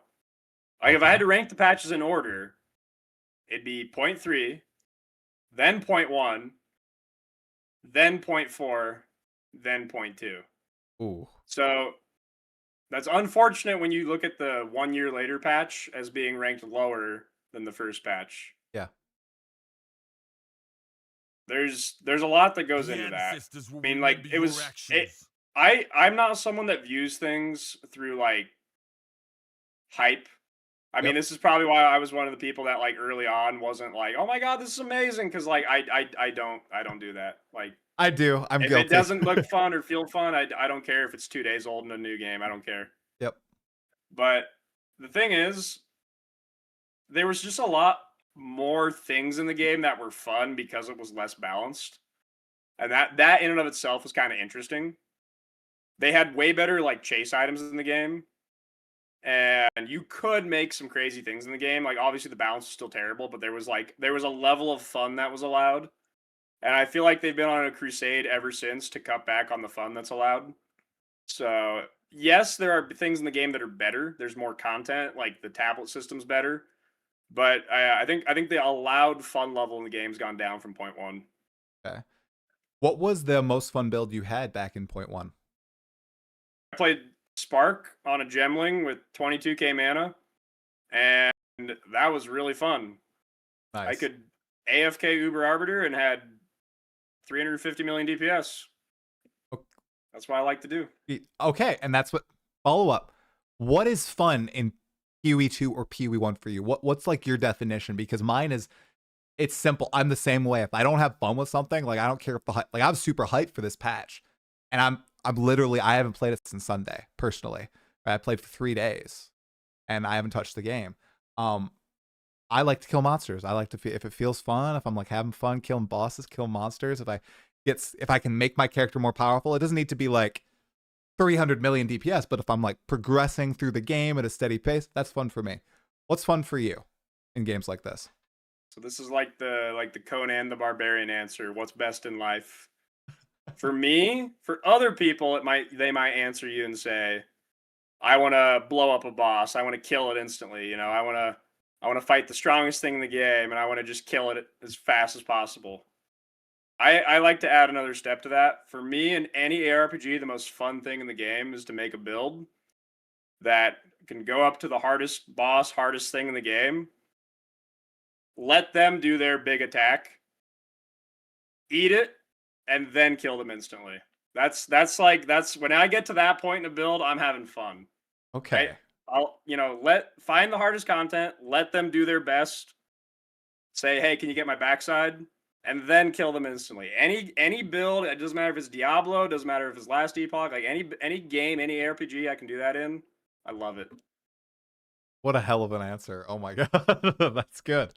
And you're able to achieve this in both games pretty consistently, PoE1 and PoE2. Is there any specific build across both games that stands out to you as just being renowned in your own head? Just like, I can't believe I was able to build that. This was the most fun build I've played. Well, they don't let my builds stay Right. along for True. multiple leagues in a row. So most of them are one off. Like we had the one league of this, the one league of that. I still think just from like I think the reverse snapshot Castle channeling build was the most fun I've ever had making a build. Because it's the clunkiest mechanic ever. Reverse And I snapshot? got it to a point where it was playable.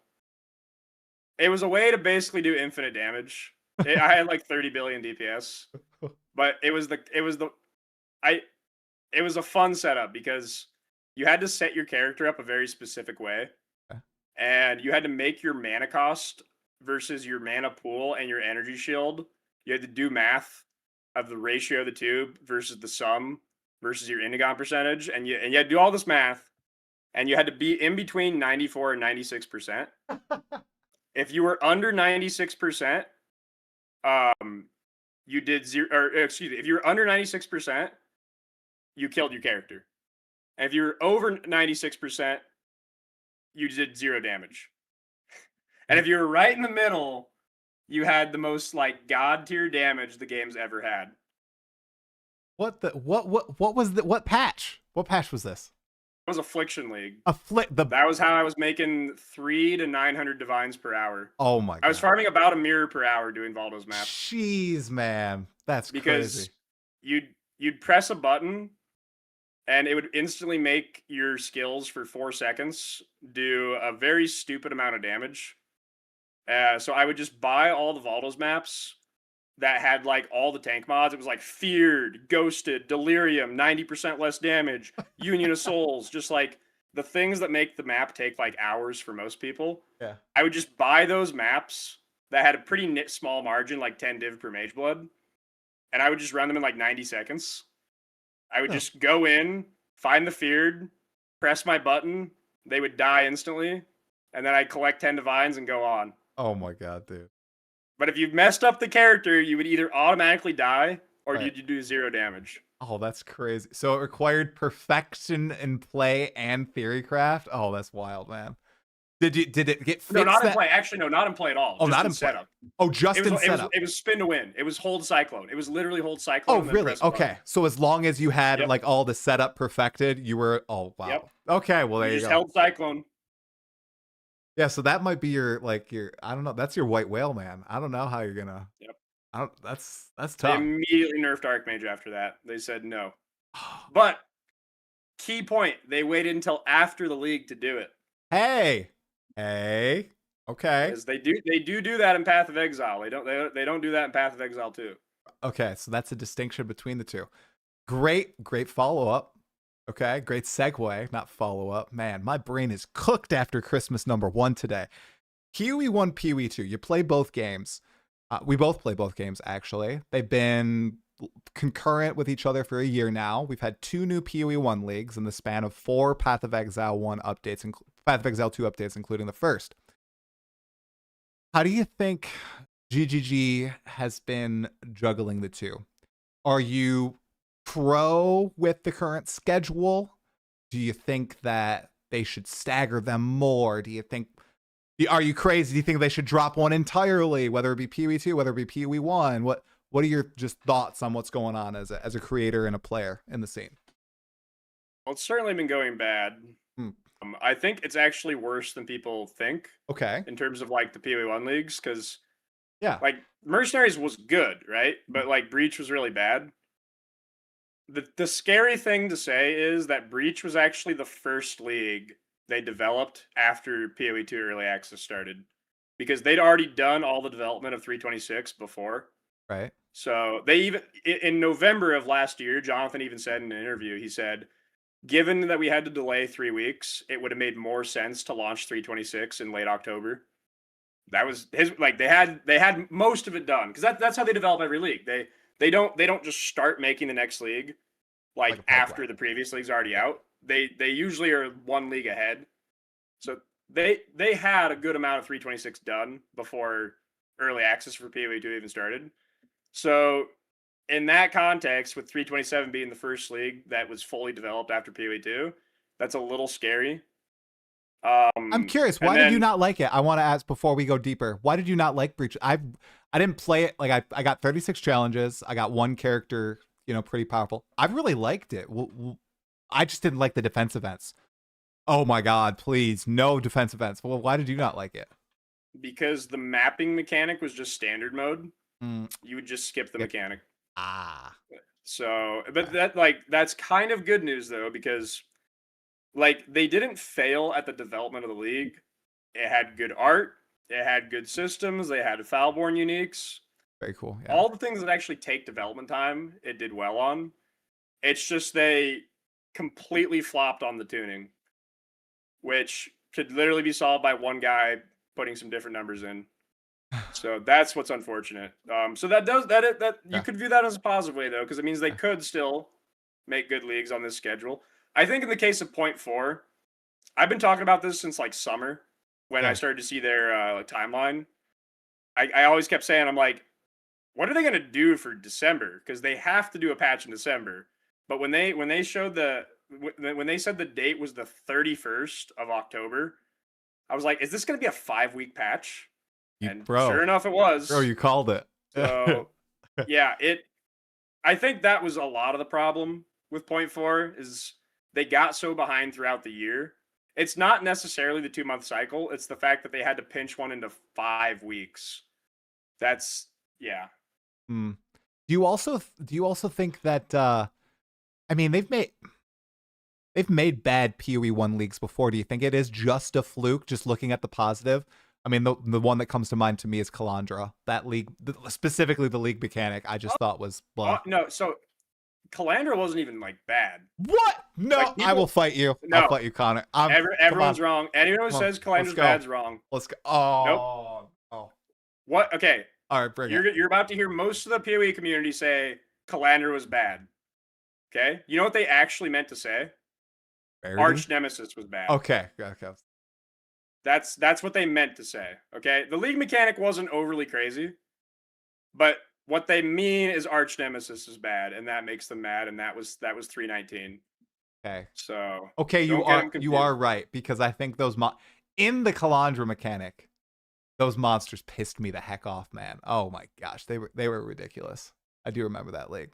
Plus all the drama around the loot goblins and stuff. That was pretty crazy. Yep, that was the league where you had to go into TFT, hire a dedicated caller, get 65 divines, and then post on Reddit and make everyone else mad because they just killed one and got 2 divines without a caller. Now they feel like they missed 65 divines and have to go to TFT.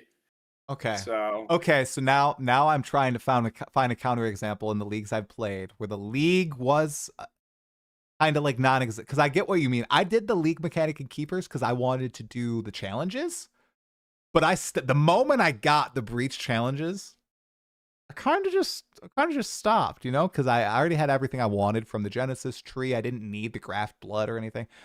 I don't know. Yeah, I mean, the league mechanics. Can you think of one that you didn't really like? Necropolis. So I think shoot. Most people didn't like 327, but I think if you go back, most people liked mercenaries and most people like settlers. Yeah. The next one, and like most people definitely liked affliction. The one in between that I think most people didn't like was Necropolis. Yeah. But like that was a league that I think would have been better in the modern day just with async trade. Because it was a clunky mechanic. It was very powerful. So you could not possibly say it wasn't rewarding. Right. It was just tedious to have like stash tabs full of like the corpses and then have to trade for them. Like that sucked. I think if they redid Necropolis with async in the modern day, it would have gone over way better. Yeah. Hey, maybe it'll make a return in some way. Okay, I interrupted you and your answer to the question. So we were talking about PoE 1 League, you know, it wasn't good, that received that well. How do you think the whole schedule is going? Do you think it's gonna like falter? Do you think they need to drop a game, stagger releases more? Like no, I think they should stick to it. Stick to it. Yeah. It's too early on, and there's been too many, like with the Christmas schedule, there's been too many weird outliers to really, I think, draw too many conclusions from. I think if 4 or 8 months from now we're still seeing every patch where the community sentiment is that they just don't have enough time, I think then it's a point to change it. But I think right now you could easily write off the situation as an outlier. But yeah, I'd keep it the same for now and just see. I agree with you.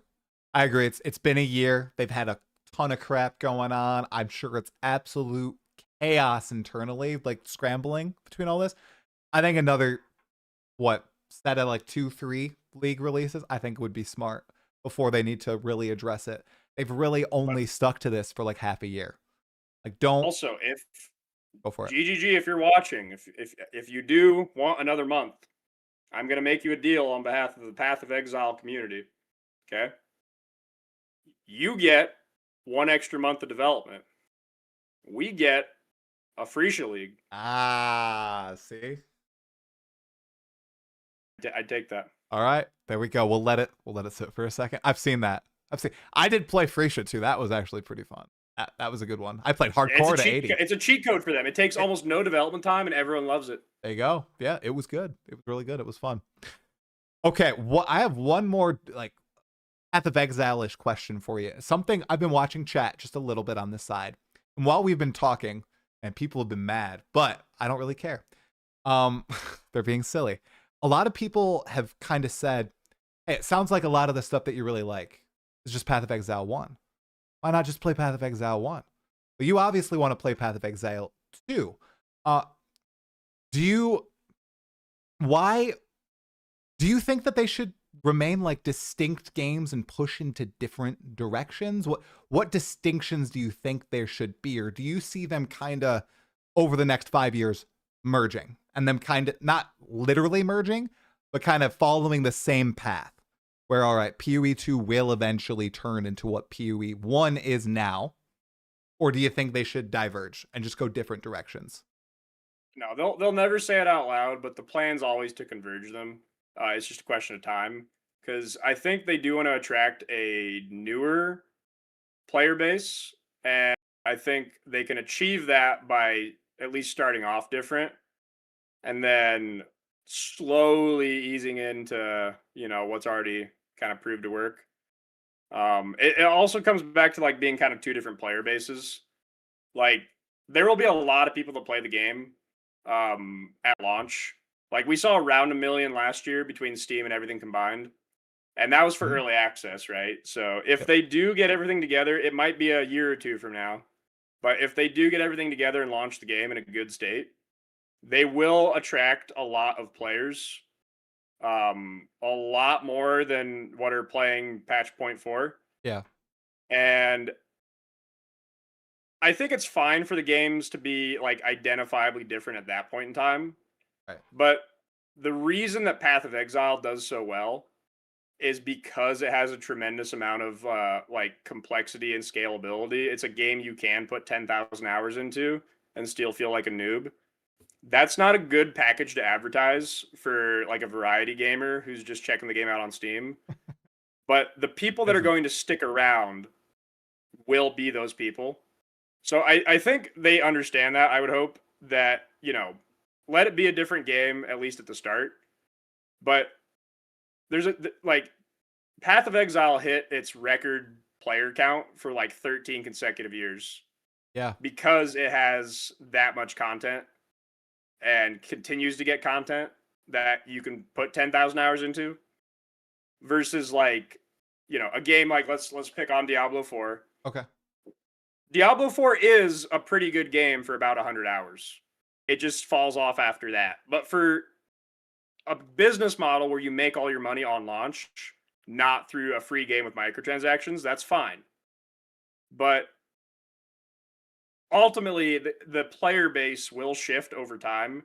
The people that keep coming back, the first league after launch, the 5th league, the 10th league, these are going to be people that want to play a game that has what Path of Exile has. Right. Not the more Souls-like draw of the current PoE 2. That's why I came back to PoE 1 league after league when I first started playing. It was just because every patch, not only was there new content and I learned that stuff, but I also had other things that had been introduced 3, 4, 5 years ago that I was still learning. It was just like an unlimited pool of different toys to play with. And I love that. That's why every single time someone says, oh, well, the game is too bloated. I don't think it's too I think that's the charm of PoE 1. And I know a lot of people said, oh, that's a great reason to start over with PoE 2. Well, I am kind of with you in some ways. I want them to diverge a little bit more in terms of gameplay, because I think at the end of the day, they would cannibalize each other. If they do actually converge, I could see that happening. But also, I want to see the bloat happen that you're talking about. I want to see them constantly add different systems into the game, whether they're complex or simple or just very... I think the key with PoE 2 is adding this stuff to the game and explaining it in the game, starting from, the initial ad and actually kind of teaching people how to go and like learn it themselves. Like when I teach someone at work how to do something, like I'll have them do it. Like I'll explain it to them, but they're like doing it. And then they'll eventually be able to go off on by themselves and be autonomous and continue learning about this task and building on top of it. And then they'll be able to go and autonomously go and like learn other tasks that might be a little bit more complex. I feel that that's what I wanted PoE 2 to be personally. Because it's not in PoE 1. With PoE 1, like it was hell to learn all these things. And sometimes I did have to go on wikis and everything. And I didn't look at any video guides or anything, but I had to read a lot out of game, or I just had to fail a lot in game. And I think they're falling into the same trap with PoE 2, which makes me sad to it's sad to say. I think they're going to be adding all like Fate of the Vaal is a perfect example. I don't think I'm an idiot. I do not understand how it works. I don't. I think the people that are scared of like bloat are coming from other games that have less content, and they come in with the mindset that I need to be able to do everything in the game. And you don't. And the thing is, even people with 10,000 hours, you will never do everything in this game. Like the second you just change your mindset to that, you'll feel a lot better. 100%. And that's good. Yep. Screw you, Heist. I did Blight for the first time this league. I've done Heist only in Heist League. Yep, that's how it's gonna stay, bro. Oh. As far as if it converges or diverges, the first actual data point we'll have for that, it might be years away. Yeah. Will be the first time that PoE 2 adds something that isn't in PoE 1. Right. What they do after that will determine what they're going to do. Because like right now, every league that's been added to PoE 2 already existed in Path of Exile. But what if PoE 2 adds sailing, right? Oh boy. Are they going to add that to PoE 1 after? Or is it going to be a PoE 2 only thing? Like that the first time that happens, we'll get a better understanding of what their goals are. Yeah. It'll be exciting. And it's going to be a data point long down the line, I think. I think like a year and a half. I think, well, maybe a year. My prediction is full launch next year, end of year, but I don't think all the classes are going to be there. We'll see. See, man. Do you think they'll launch without all classes? I know they've said they will. I think that'd be crazy. Yeah. I think they'll launch without all ascendancies. I don't think they'll launch without all classes. Oh, okay. Okay. What class are you most excited, or which weapon or class, I guess, are you most excited for? I think I know the answer, but...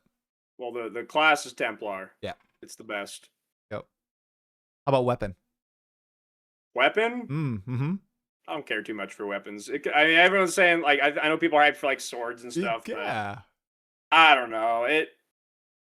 The ones I enjoy are already in the game for the most part. Maybe flails will be cool. Who knows? But you're not ready for like some Zenith action, you know? No Molten Strike. I think they showed that it's basically in the game. Okay. Right? I don't want them to add stuff like that to the game right now because they'll butcher it. Like I know people are like, "Oh, add Righteous Fire." I want to see Righteous Fire in this game. And everyone who says that loves Righteous Fire in Path of Exile, I just want to like, do the meme of the guy like putting his hand on their shoulder and just be like, "You don't want to see Righteous Fire in PoE 2 right now. Just wait. Don't just stall, delay." Oh God. Have you seen one of the kind of Righteous Fire builds with the giant elephant that burns stuff that follows you around? I've seen the one that has like that charm prolif one or whatever, but okay. It almost looks like RF. So, all right, Connor, I have a few non-real kind of PoE related questions that I wanted to ask you about. So, a year ago, I think it was about a year ago, a video popped up on my feed that was like, "I'm going full time." And I was like, whoa, what a cool April of last year? Are you this year? Oh, this year. It was only this year. This year. Yeah. Oh my God. Time. That's crazy. Okay. So it's been what, like 9 months now or wow. I can't do math. 8 months now. How's it been going? The big elephant in the room is PoE 2, basically. Okay. Like, I mean, the number one thing I want is growth, right? And I've seen some growth. That's good.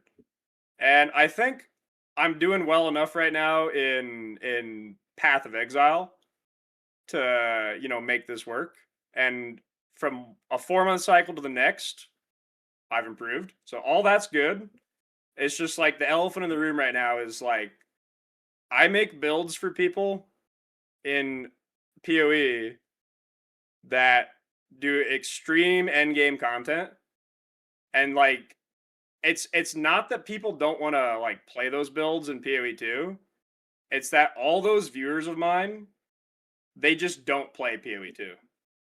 Right. Like It's not if there. I they'll show up on like the start of the patch, and if I just like read my chat of like what people are planning to do, it's like a third of chat is not even remotely going to try it, and maybe they'll be back for 1.0, and then a third of chat is like they quit within the first weekend. They get to Apex of Filth and they're just like, all right, see you in 328. And then a third of them actually like play the game. So yeah, I have like one of the worst ratios of like PoE 1 viewership to PoE 2 viewership. Right. And it's because I do end game content, which isn't in this game right now. So that's the elephant in the room right now is we're gonna need to do better in PoE 2. Yeah. So you're really hoping they add some aspirational stuff to PoE 2 with 0.5 then, I assume. Yeah, okay. Yeah. I don't know. I don't know if they will. I'm kind of skeptical, honestly. I feel like it's just going to be a base rework. I don't know if they'll add all this aspirational crazy stuff yet. They should. Even though, like, they have the workings of a proper feared. Right. Do it. Uh-huh. See? Arbiter, Olroth, Kosis, King of the Mist, Zesht, 5-on-1 Uber in one arena at the same time. GGG, if you're listening, there you go, right there. And then make the new pinnacle, whatever, that Nazgul guy, make him busted too. Come on, you can do it. I miss some of the end. I miss a lot of the end game from PoE 1. I do. It's so cool. The Maven's Crucible. I think I like all the pinnacles better than Arbiter. Like, oh, that was so fun going back to for the first time. And in a league, you know? Shows you what you miss. I think that was one of my favorite moments ever in Path of Exile. I was a big fan of the Shaper when it came out, like the first proper pinnacle boss the game I ever saw. I'm still a huge Shaper fan. But I just remember when they actually came out with the Maven patch, you could see on the Atlas the names of the encounters to get your Atlas points. And you could see all 11 and scroll down the list, and you just see, the Forgotten, the Shaper, like the Shaper ones, all that, the synthesized ones. Yep. And then you get all the way to the bottom, and you're like, well, what's the last one? And it just says the Feared. So good. And you see who's on the list, and you're like, wait, what? and you've already done one of the Maven fights where all the bosses come out at once. And you're just sitting there, just like buffering symbol in your brain. You're like, all at once? That was one of the best moments in the game, is seeing the unveil of the Feared. That is such a sick fight. I love the Feared, and I love them. I'm a Maven enjoyer, dude. When I first fought her, dude, I was drenched in sweat, man. I was playing some stupid, like, Shockwave Cyclone build. Like, I think I was a Chieftain, full fire conversion. And it was the longest Maven. I had to do so many memories, but I did it. I freaking did it, man. Oh, I yearn for another boss like that. That's my favorite boss fight in all of PoE. So one day we'll get her back, hopefully. Okay. Chronologically, this is one thing I do get curious about. Oh, I'm not much of a lore guy, but I do like to think about things realistically. Yeah. Like we had Faustus in Path of Exile. Yeah. And in this game, no one said, oh, I wonder how Faustus is doing, because he's an old man that drinks all the time. Right. So we're just like, yeah, Faustus is gone. Yeah. But, there's other characters I do wonder about, like, well, the Maven's still here, and she's immortal. She's an interdimensional godlike being who's a child amongst a race that lives to be thousands of years old. She's here, right? Like, exactly. What? I get curious. They could pop her in. They could pop a few of those Eldritch people in that they don't get, like Maven, 100%. They talk about the Tangle. They talk about the, what is it, the Eternal Flame. Like, I know that they've moved to the Zana story for PoE 1. It almost makes me curious. For PoE 2, are they going to return to this Eldritch thing? Because they've talked about wanting to close the threads and everything. So I feel like it's totally possible. So I want a Maven in PoE 2. With 20 years of learnings of playing in the Atlas and stuff, So. Do we know the guy after Arbiter that flies away? Do we know who that is even? Literally nothing. No. Okay. No. Literally no. We only know he's a coward. He's a coward? Every time I see him, I insult his mother and I tell him, 100%. I'm ready right now. And then he flies away. Yeah, I think we only know he's a coward. I think some of the symbology on him like points to him possibly being an abyss monster. But I don't maybe it was like an asset reuse or something. I don't know. So I don't think we know anything about the guy.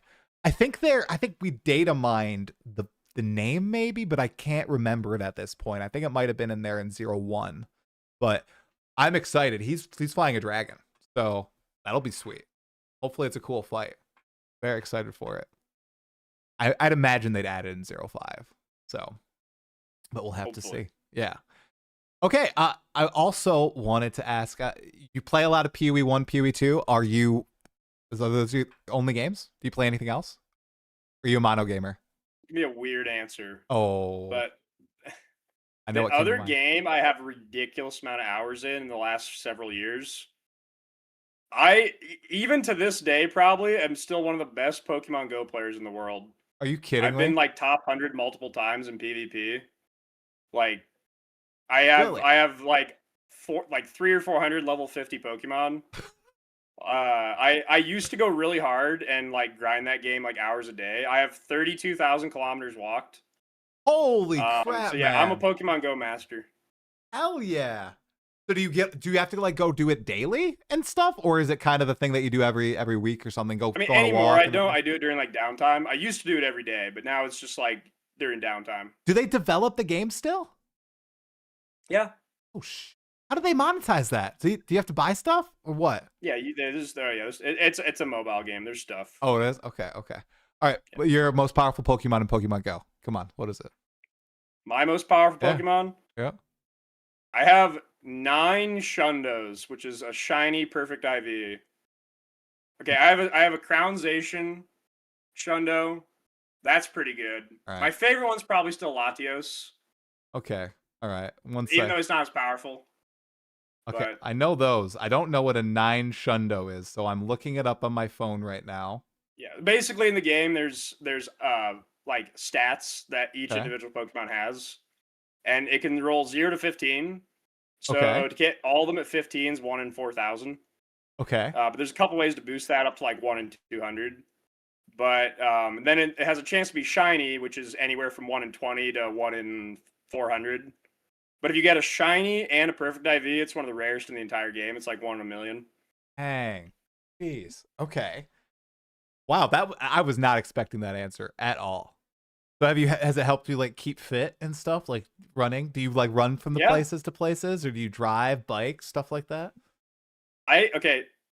Most people don't play the game. I'm sure how it was originally advertised of like people out exploring it. Yeah. But like me and my best friend have always played the game that way. And like that's how we like playing it. So he used to live here in Iowa. He's since moved out to Colorado. Okay. And I go out there like once a summer for like a week, and we just like climb mountains and go to national parks and stuff. Heck yeah. And dude, we play Pokemon Go when we're climbing mountains. Like we're catching Pokemon on the trail up the mountain. Sick. That's awesome. Are there special Pokemon in mountains? Like, do they still do that where they have like special locations? They do biomes, so you're more likely to get like a Rhyhorn or something. That's so sick. Yeah. That's super. You can see the location too, right? Like if you get a rare catch, but you can see that it was caught on like Gray's Peak. Yeah. Like that's so much cooler. Oh, 100%. Yeah. See, maybe I need to introduce my daughter to this. That would actually be really, really fun. Like playing Pokemon Go and everything, just like walking around when we're hiking and going to like traveling. Oh, I might actually have to do that. Because I need to get her into Pokemon somehow. Because every time we go to the store, they still have the Pokemon plushies. I used to collect those when I was younger. And she does not give any shits about them. She's like, Dad, Paw Patrol, Barbies, Pokemon, it's not happening. So maybe I can try to get her in that way. I think that'd be fun. Capturing stuff in the wild. Okay. Pokemon Go. Wow, you're citing all this math, dude, and you're obviously huge into math and you're smart. What is your background in? I don't actually know. I don't recall if you've ever shared it. I don't know if you want to share it, but I have a bachelor's degree in mechanical engineering, so that's what I did for Okay. 7 or 8 years. Okay. But yeah, I've always had a math background. Nice. I actually I skipped 5 grades in school, Okay, dude. but just in math. Holy. So I still like went to school with all my classmates and stuff, Yeah. but I would then go like to the high school or to the local college to take like math classes. When did that start? So Which what? is it worked out really good for me because I graduated high school with 46 credits. So I did my mechanical engineering degree in 3.5 years, which a lot of people do 4.5 or 5. Yep. So it wasn't like I tell people I did ME in 3.5, and they look at me like I'm the hardest worker on earth. And depending on what I want them to think, I'll either just like not answer, but like I didn't work that hard. I just had a pretty good head start. Dude, what 5? When did you skip? Like, how did that happen? I'm so curious. 4th to 9th was the skip I did. And you just started. That's insane, man. Wow. Who realized this? Was it a teacher? Was it your parents? Did you just say, guys? Well, okay, yeah. I mean, my parents knew going in, Yeah. and so grades like 1 through 3, I was just doing stuff with like a different teacher. Yeah. And then finally by 4th grade, they decided to just send me to the high school. So, Dude, that's insane. yeah. Props to you. Matt, I am not strong in math at all. Weakest subject by far throughout all school. I have a computer science degree. I have a bachelor's of science in computer science. I don't know You can how. always improve. I know I can always improve. Hey, my wife, she's the real killer. Like, she went to an engineering university, and she has industrial engineering. She has the easy one, i.e. Everybody always makes fun of her. But still, like, she's way better at math than me. She was only like, I think, 1 grade ahead, and I was always like, worshipping. Now you, dude, I gotta go really low, okay? That's crazy. I can't believe that. I've never heard of 5 years skipped. That's wild. Do you still like practice math, or do you just recall it all? The thing is, okay, most people Yeah. that have college level math use virtually none of it in a professional environment. This is true. So if you brought like, I mean, I would see this live. If you brought an intern in to a room full of engineers, that intern is the best in the room at math. They might be the worst in the room at applying math, but they're currently the best in the room at performing math.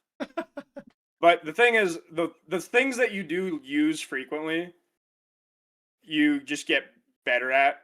So like, I still to this day do I mean, like, exponential growth is like a common thing in gaming, right? Like stuff like that, like if something is a converging or diverging series is like valuable to know. Statistics obviously is huge. Yeah. Like just knowing good statistics versus not in a game that has like open trade and economy could be a huge tool. But like, am I fresh at Laplace transforms? Bro, what? Nope. Oh my god. Nope, I'm not even gonna do it. I did not do that. I only went to what, Calc 3? I did Calc 3 and like linear algebra, discrete mathematics, theory of comp, and all that. Linear algebra, dude, kind of tricky. Dude, I failed 3 classes in college. I failed Phys 1. Wasn't my fault, Connor. I swear to God it was the professor. Phys 1 I failed. I did really well with a different professor. I failed linear algebra once. It was my fault. It was totally my fault. And then I failed theory of computation. Dude, the curve. You could get a 40% and you could get a 90% of the class. That was the curve. It was an insane curve. When you do that, like, I will never understand. It was tough. I passed by 1 percentage point. So that was the last class I needed to get my degree as well. So no one's ever going to ask you what percentage you got. They're just going to see that ain't good enough. They're going to see it. Well, I don't even think nobody's going to look at this point. I went into a completely different field. Didn't even relate. So you're right. I don't use my math. I work in spreadsheets all day pretty much. So doing it for me now. So wow, man, that is some deep cut lore. Holy crap. I can't believe that. No one. See, I knew you're like a whiz with numbers. You just pull them out of thin air. I got to study stuff before I say stuff like that. People tell me I make them up. Like I have to deal. Oh. Like now, most of my chat knows, but like Yeah. I'll rattle something off, and I'll say a number. I'm gonna be like, yeah, this is 2.89 times the damage. And I'll see a first time chatters be like, you just made that up. You just pulled that number out of your ass. And then I'll have to like put them on the spot and then pull open calc.exe Yeah. and I'll do it all and it's like 2.8875 and I'll just be like, that's what I thought. Oh my god, that's so good. That's so good. All right, before my last PoE related question, somebody just put it in chat. I was planning to do it as my second to last question. Why the two different channel names? Why is it onemanaleft on Twitch and ConnorConverse on YouTube? This has to confuse people. So basically, yeah, I don't know. I just too lazy to change. Like my gaming name's always been onemanaleft. It actually started back in RuneScape when I was 12.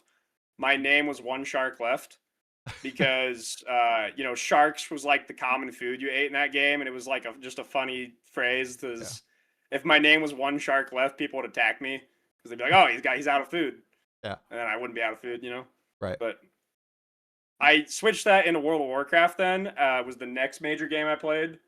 I played, I don't know, 5 or 6 years of RuneScape, and then at like 17 or 18, I switched to World of Warcraft. And I played Arcane Mage. And the joke was with Arcane Mage, the mastery made you do more damage at full mana. So however much mana you had, you did more damage based on that. But you did damage as Arcane by spending mana. Okay. So a greedy Arcane Mage would spend all their mana, which would for a short window give them the most damage, and then they'd be totally screwed because then they're out of mana and then their mastery's not giving them any more damage. So it was like a joke that if an Arcane Mage had 1 mana left, they're an idiot. Right. Or they were just really greedy. Yeah. So I made my name for WoW 1 mana left, and then it stuck with that. And like my Twitch account was made in 2012. So I've stuck with that, but it's just like my YouTube actually is named One Shark Left. It's from 2006. Oh. It's 19 years old. But back then, YouTube was a login. There was no email tied to it. It was a username and a password was how you got into YouTube. Okay. And then in 2008, Google bought YouTube from the two guys in the attic of the Pizza Hut and made everyone sync to a Gmail.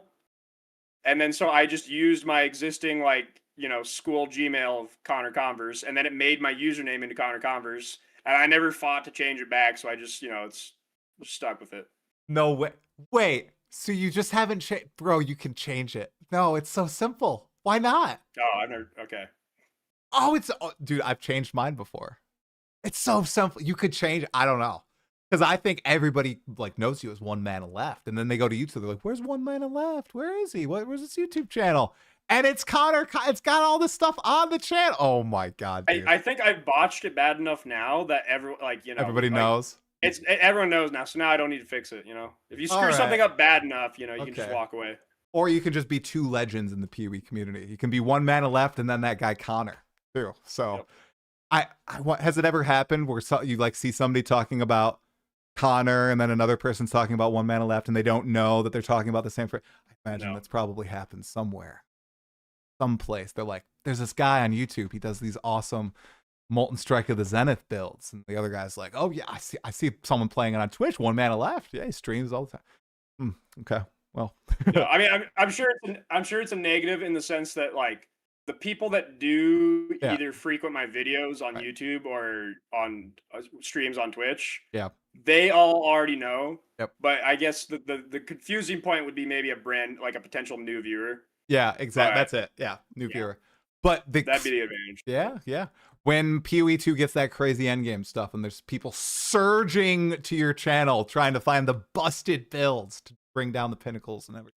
So, okay. I get a lot of flack for this. I do this somewhat deliberately. But my videos are all extremely long. Yeah. And it usually requires you to do something correctly or you will completely screw up the build. So there's times when I deliberately not complicate things, but I just don't simplify them. Because I almost use that as a filtering mechanism. Because I feel like if someone if there's just the tiniest hurdle that they have to get over in order to like play the build, like they have to sit through like the explanation of how it works. They have to like I don't do a leveling guide. They have to already know how to get to level 90 on something. Like Right. just adding that little hurdle, I think saves me a lot of obviously everyone wants new viewers, right? Yes. But I think most people do it. They more center their content around new viewers. Yes. Where since my content isn't centered around new players, it's more around veterans. It can sometimes be a good thing to have a little bit of a filter, right? From because I don't want someone to like play Mana Forged Arrows who it's their first PoE league. True. Or Molten Strike of the Zenith. I've seen people like try to play this on like they'll go to like the Path of Exile 2 build subreddit and they'll be like, I started this. I don't know what's going, and it's like, oh, this, you don't know. You don't know, man. And then they're like, I'm looking up ConnorConverse on Twitch. I can't find his channel. It's a secondary filter, man. You got two filters in play. Ah, see? Yeah, they got to be able to put They went together. through the effort to find me. It's like, okay, I've got your, Ah, see? This is good. This is good. Awesome. Terrible for advertising, but good for filtering. Yeah, exactly. No, that's really good, man. Okay, I always ask new guests on the pod this last question about Path of Exile 2. It's, if you were Jonathan, if you were Mark, you had ultimate control over GGG. It's got to be a PoE 2 thing, okay? What would you add to Path of Exile 2? New league, new item, mechanic, whatever. Go for it. I think I know. Quicksilver Flask. Oh, okay. That first time I've ever heard that answer, actually. You think it'll ever happen with sprint in the game now? Like, if you use it, it disables sprint, maybe in 3 years' time, something like that. We'll get speed later, but for the time being, I'm going to hopefully have others joining hand in hand with me and pushing for more speed, because if everyone shuts up about it, they'll think that Perfect Strike is an acceptable play speed. Okay, I don't think Perfect Strike is acceptable, but I can live in a world without a Quicksilver Flask. I like moving quick around, but I don't know about Quicksilver. I like sprint. Do you like sprinting? I found myself hating it day 1, 2, and day 3, I don't sprint at all. I've used sprint maybe 30 times now. I think last league I used it 3 times, and this league I used it during the first 1.5 acts. Is it because you're blinking most of the time? Then I got Demon Form, so you just spam dodge roll, and now I have a blink on a 1-second cooldown. So, and then last league I had Roa. Okay, it's not as shocking now. I see now. Okay. Gonna say, because I use sprint all the time. I freaking love it now. It took 2 days. I use sprint as like a band-aid. And sprint if is a band-aid. Someone tells me, hey, I'm really liking sprint, I just have to be like, I'm so sorry. I'm so sorry. Sprint is a band-aid. I see checkpoints as a band-aid. Do you like checkpoints? No, band-aid in the sense that it means like whatever you're playing doesn't have something faster than sprint. Oh, got it. Yep, that's me, bro. That's me. I haven't played anything fast enough. Yeah. Okay, I get it now. All right. Okay, so Quicksilver Flask. Yeah, it'll be curious to see if that's ever added. All right, Connor, did you have anything else that you wanted to talk about at all? PoE 2 related, PoE related, anything else? No, I think that's it. Dude, I think this might have been my longest podcast ever. I didn't even mean for it to go that long. We were just yapping. You were right. You called this at the beginning. Oh my God. Well, thank you so much for coming on, man. I really appreciate it. We'll have to check in few leagues time, see how PoE 2's going, see how PoE 1's going. It's been fun for me so far, but I am feeling a little bit of the burnout. I am vibing with you and a few other people a little bit more this league than I have in the past. So really appreciate the content, man. Everybody in the chat, everybody watching the VOD, you can find all of Connor/onemanaleft's stuff below. I will link his YouTube and his Twitch. Check him out there. He's making the best end game builds in PoE 1 and playing Fireball in PoE 2 right now. So, killing maps. We're experimenting. It does feel really good right now. I will say. Okay. We had the patented like mid struggle, and it feels really good right now. Yeah. Awesome. All right, Connor. Thank you so much. Thanks everybody else for watching as well. I'll see you in the next one. Bye-bye, everybody. See ya. Thanks, Connor. That was awesome. That went really well. I just looked at the time for the first time, and I was like, holy shit. I was like, I told Natalie, I'll be done at 9. It's 9:52. was really my fun. delve video at the start of the video, I say this is probably going to be like an hour, guys, so buckle in. And the video was 2 hours 16 minutes. Jeez, man. Well, it literally didn't feel long, so I appreciate you chatting. I like your perspective. People are freaking at each other's throats right now. What is going? I don't know. They can't hear opinions that are different than themselves. I don't get it. I don't get it. So, because we play the game totally opposite ways. Who gives a shit? I really don't understand it. Yeah. So. No, I mean, even a lot of people that are at each other's throats too. I think like they ultimately want the same thing. They're just disagreeing on the execution. Exactly. They want the game to be fun. They want to have fun. It's a game. So, yeah. Hopefully, it'll get there for a lot of people. Hopefully, it will. Yeah.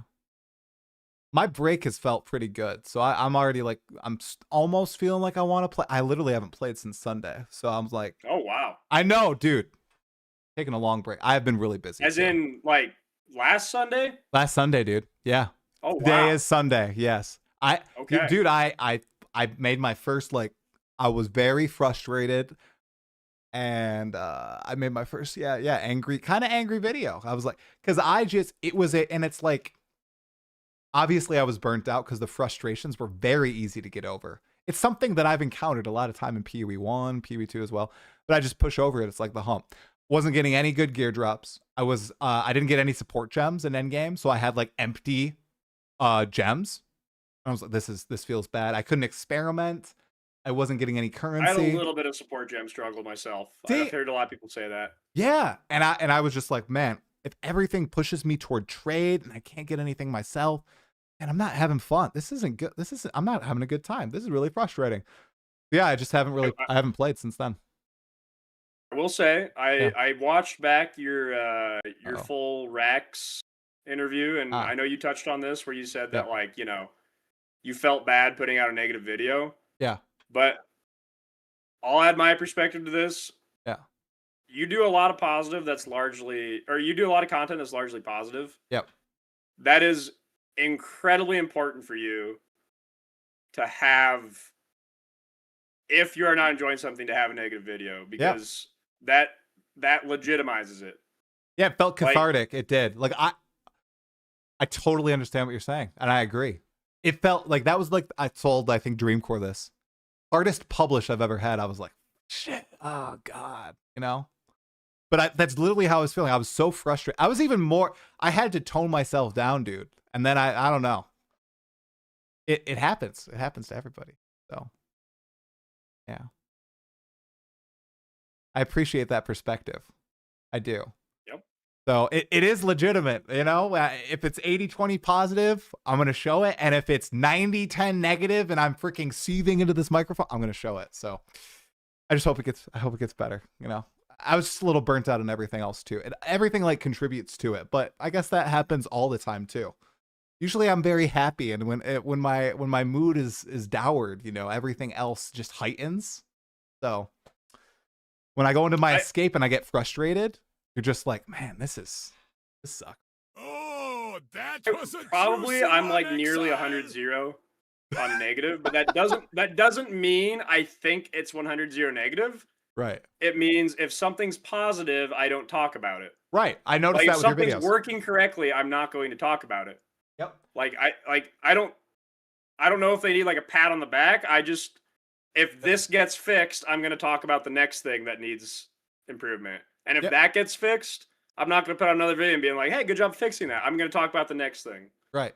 So, yeah, I noticed that about your Path of Exile 2 stuff especially. Like I don't watch build videos.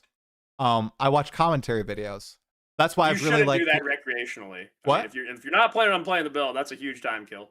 Yeah, exactly. So it's very, very true. So I only listen to like commentary, and a lot of creators like they'll only do like build videos and stuff. So I never get to hear that because I don't watch streams. I don't have time for streams and like listening for 8 hours to see thoughts. So I really appreciated your videos. Like the lightning is a problem, and then was it your 0.3 or 0.2? You did a big review of PoE 2 at some point. I think I've done one every patch. Has it been every patch? 0.3 was the positive one. 0.3 was, it had positive. So I think it was your 0.2 that I listened to in full, and then your 0.3 as well. I appreciate those. I really like the commentary breakdowns. Like here, people. Point two is especially negative too, because like half the criticism in the video was their timeline, not specifically the patch being bad, which it was, but then the fact that we had the 11-month incident. Yep. That was part of the point two review. Yep. 100%. Yep. Yeah, I hope I'm gonna be happier about stuff, but man, if it's 0.5 and dude, I know we joked about it. There is no way that they don't do a giga endgame thing. It would be so cataclysmic. Hopefully. Hey, I was like that with the druid. I was like, I'm not gonna say the druid's coming out. The reason, promised. Okay. So the reason I am very skeptical there, it's not that I don't think they're gonna do like an end game patch in 0.5. Yeah.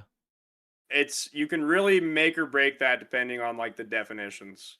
So like, for example, in 0.31, halfway through last league, we had the patch that changed towers. Yes. You could call that an end game patch. But I wouldn't call that an in-game patch. Like when I say in-game patch, I mean I want aspirational content to exist in the game. Whereas they could say we change towers. So if they just say broadly we're going to add end-game content in 0.5, and I just sit here and go, oh sweet, I can't wait. And then it's like, hey guys, we changed the Atlas mechanic. It's just like, oh, well, that's not what I meant. Never mind. Yeah. Well, hopefully it is drastic, and I'm hoping for you. It's not going to be for me. I'm just being real. I hope they add some aspirational content, because that was always like as a viewer, that's some of my favorite PoE content to watch. Like the Valdo's maps.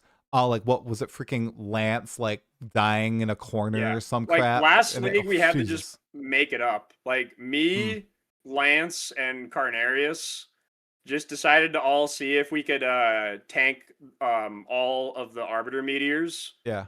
With the 3 different defenses. So Lance did it as energy shield, I did it as evasion, and Carnarius did it as armor. And it's like that ability hits so much harder than every other thing in the game. It does 122,000 fire damage. Wow. The next hardest hit in the game is the Doriani Robot Nova, which is like 1/6 of that. Oh wow. And it's like we were so bored that the Doriani Nova is like 20k LE. We were so bored that we were just making characters AFK that because there was nothing else to do. Yeah, hopefully they bring some stuff in. Okay, she's looking at me. All right, Connor, it's been great, man. We'll have to do this again sometime. Thank you so much. I really appreciate it, man. Chat later. Bye-bye. Yep, bye. That was great. All right, you guys. It has been an extra long stream today. Extra long. Yeah, people give me like the salute because I did not mean to go this late. I think that was freaking awesome. Did you got W Pod? Did you guys enjoy it? Yeah, we're gonna raid Connor. I'll do the raid right now. Yep. Let me I'll search no, it's one mana left. Oh my gosh. One mana left. There we go. All right. I'm starting it. All right, thank you all so much for tuning in. I hope you enjoyed it. Guys, I like talking to people who disagree with me. That's the best people to talk to, right? L, you guys are crazy. Connor's opinions are freaking great. Oh my God. Long W. We also went very long. Like, I loved him elaborating on his views and everything and hearing his perspective, even if you don't agree with him. Freaking awesome. No. Connor, don't raid me. I'm raiding him first. Oh, crap. Is he? Connor is raiding me. Is he raiding me? Is Connor raiding me right now? No way Connor's raiding. Is Connor raiding? Oh my God. No, we're going to do a raid train. Connor, I was raiding you. Oh my God. What's up, you guys? No. Oh my freaking God. No. We got to find someone else. How about Lance? Lance is doing some late night theory crafting. Connor, thank you so much for coming on. I really enjoyed it. Connor's chat, I hope you guys enjoyed it as well. I know you probably don't watch me, Connor's chat. I am not endgame optimizer, but I hope you enjoyed the chat with Connor. It was really nice hearing his perspective on everything, and he's so well reasoned. So, thank you guys so much for watching. Raid Train, Lance is going to bed for sure. What? Lance isn't going to bed. Lance says late night stream to prepare Tornado Shaman. We're going to raid Lance, all right? Here you go. I'm going to start the raid. All right. Loved it, man. Awesome. W interview. Awesome. Lance isn't going to bed. Lance has only been live for 2 hours. He's not going to bed. All right. All right. Thanks, everybody. Thanks for tuning in. I will see you tomorrow for... Yeah, tomorrow for Jazzarus. Yep, Jazzarus pod tomorrow. All right, see you guys later. Have fun. Only 44 raiders? What is going on? I don't even know. Peace.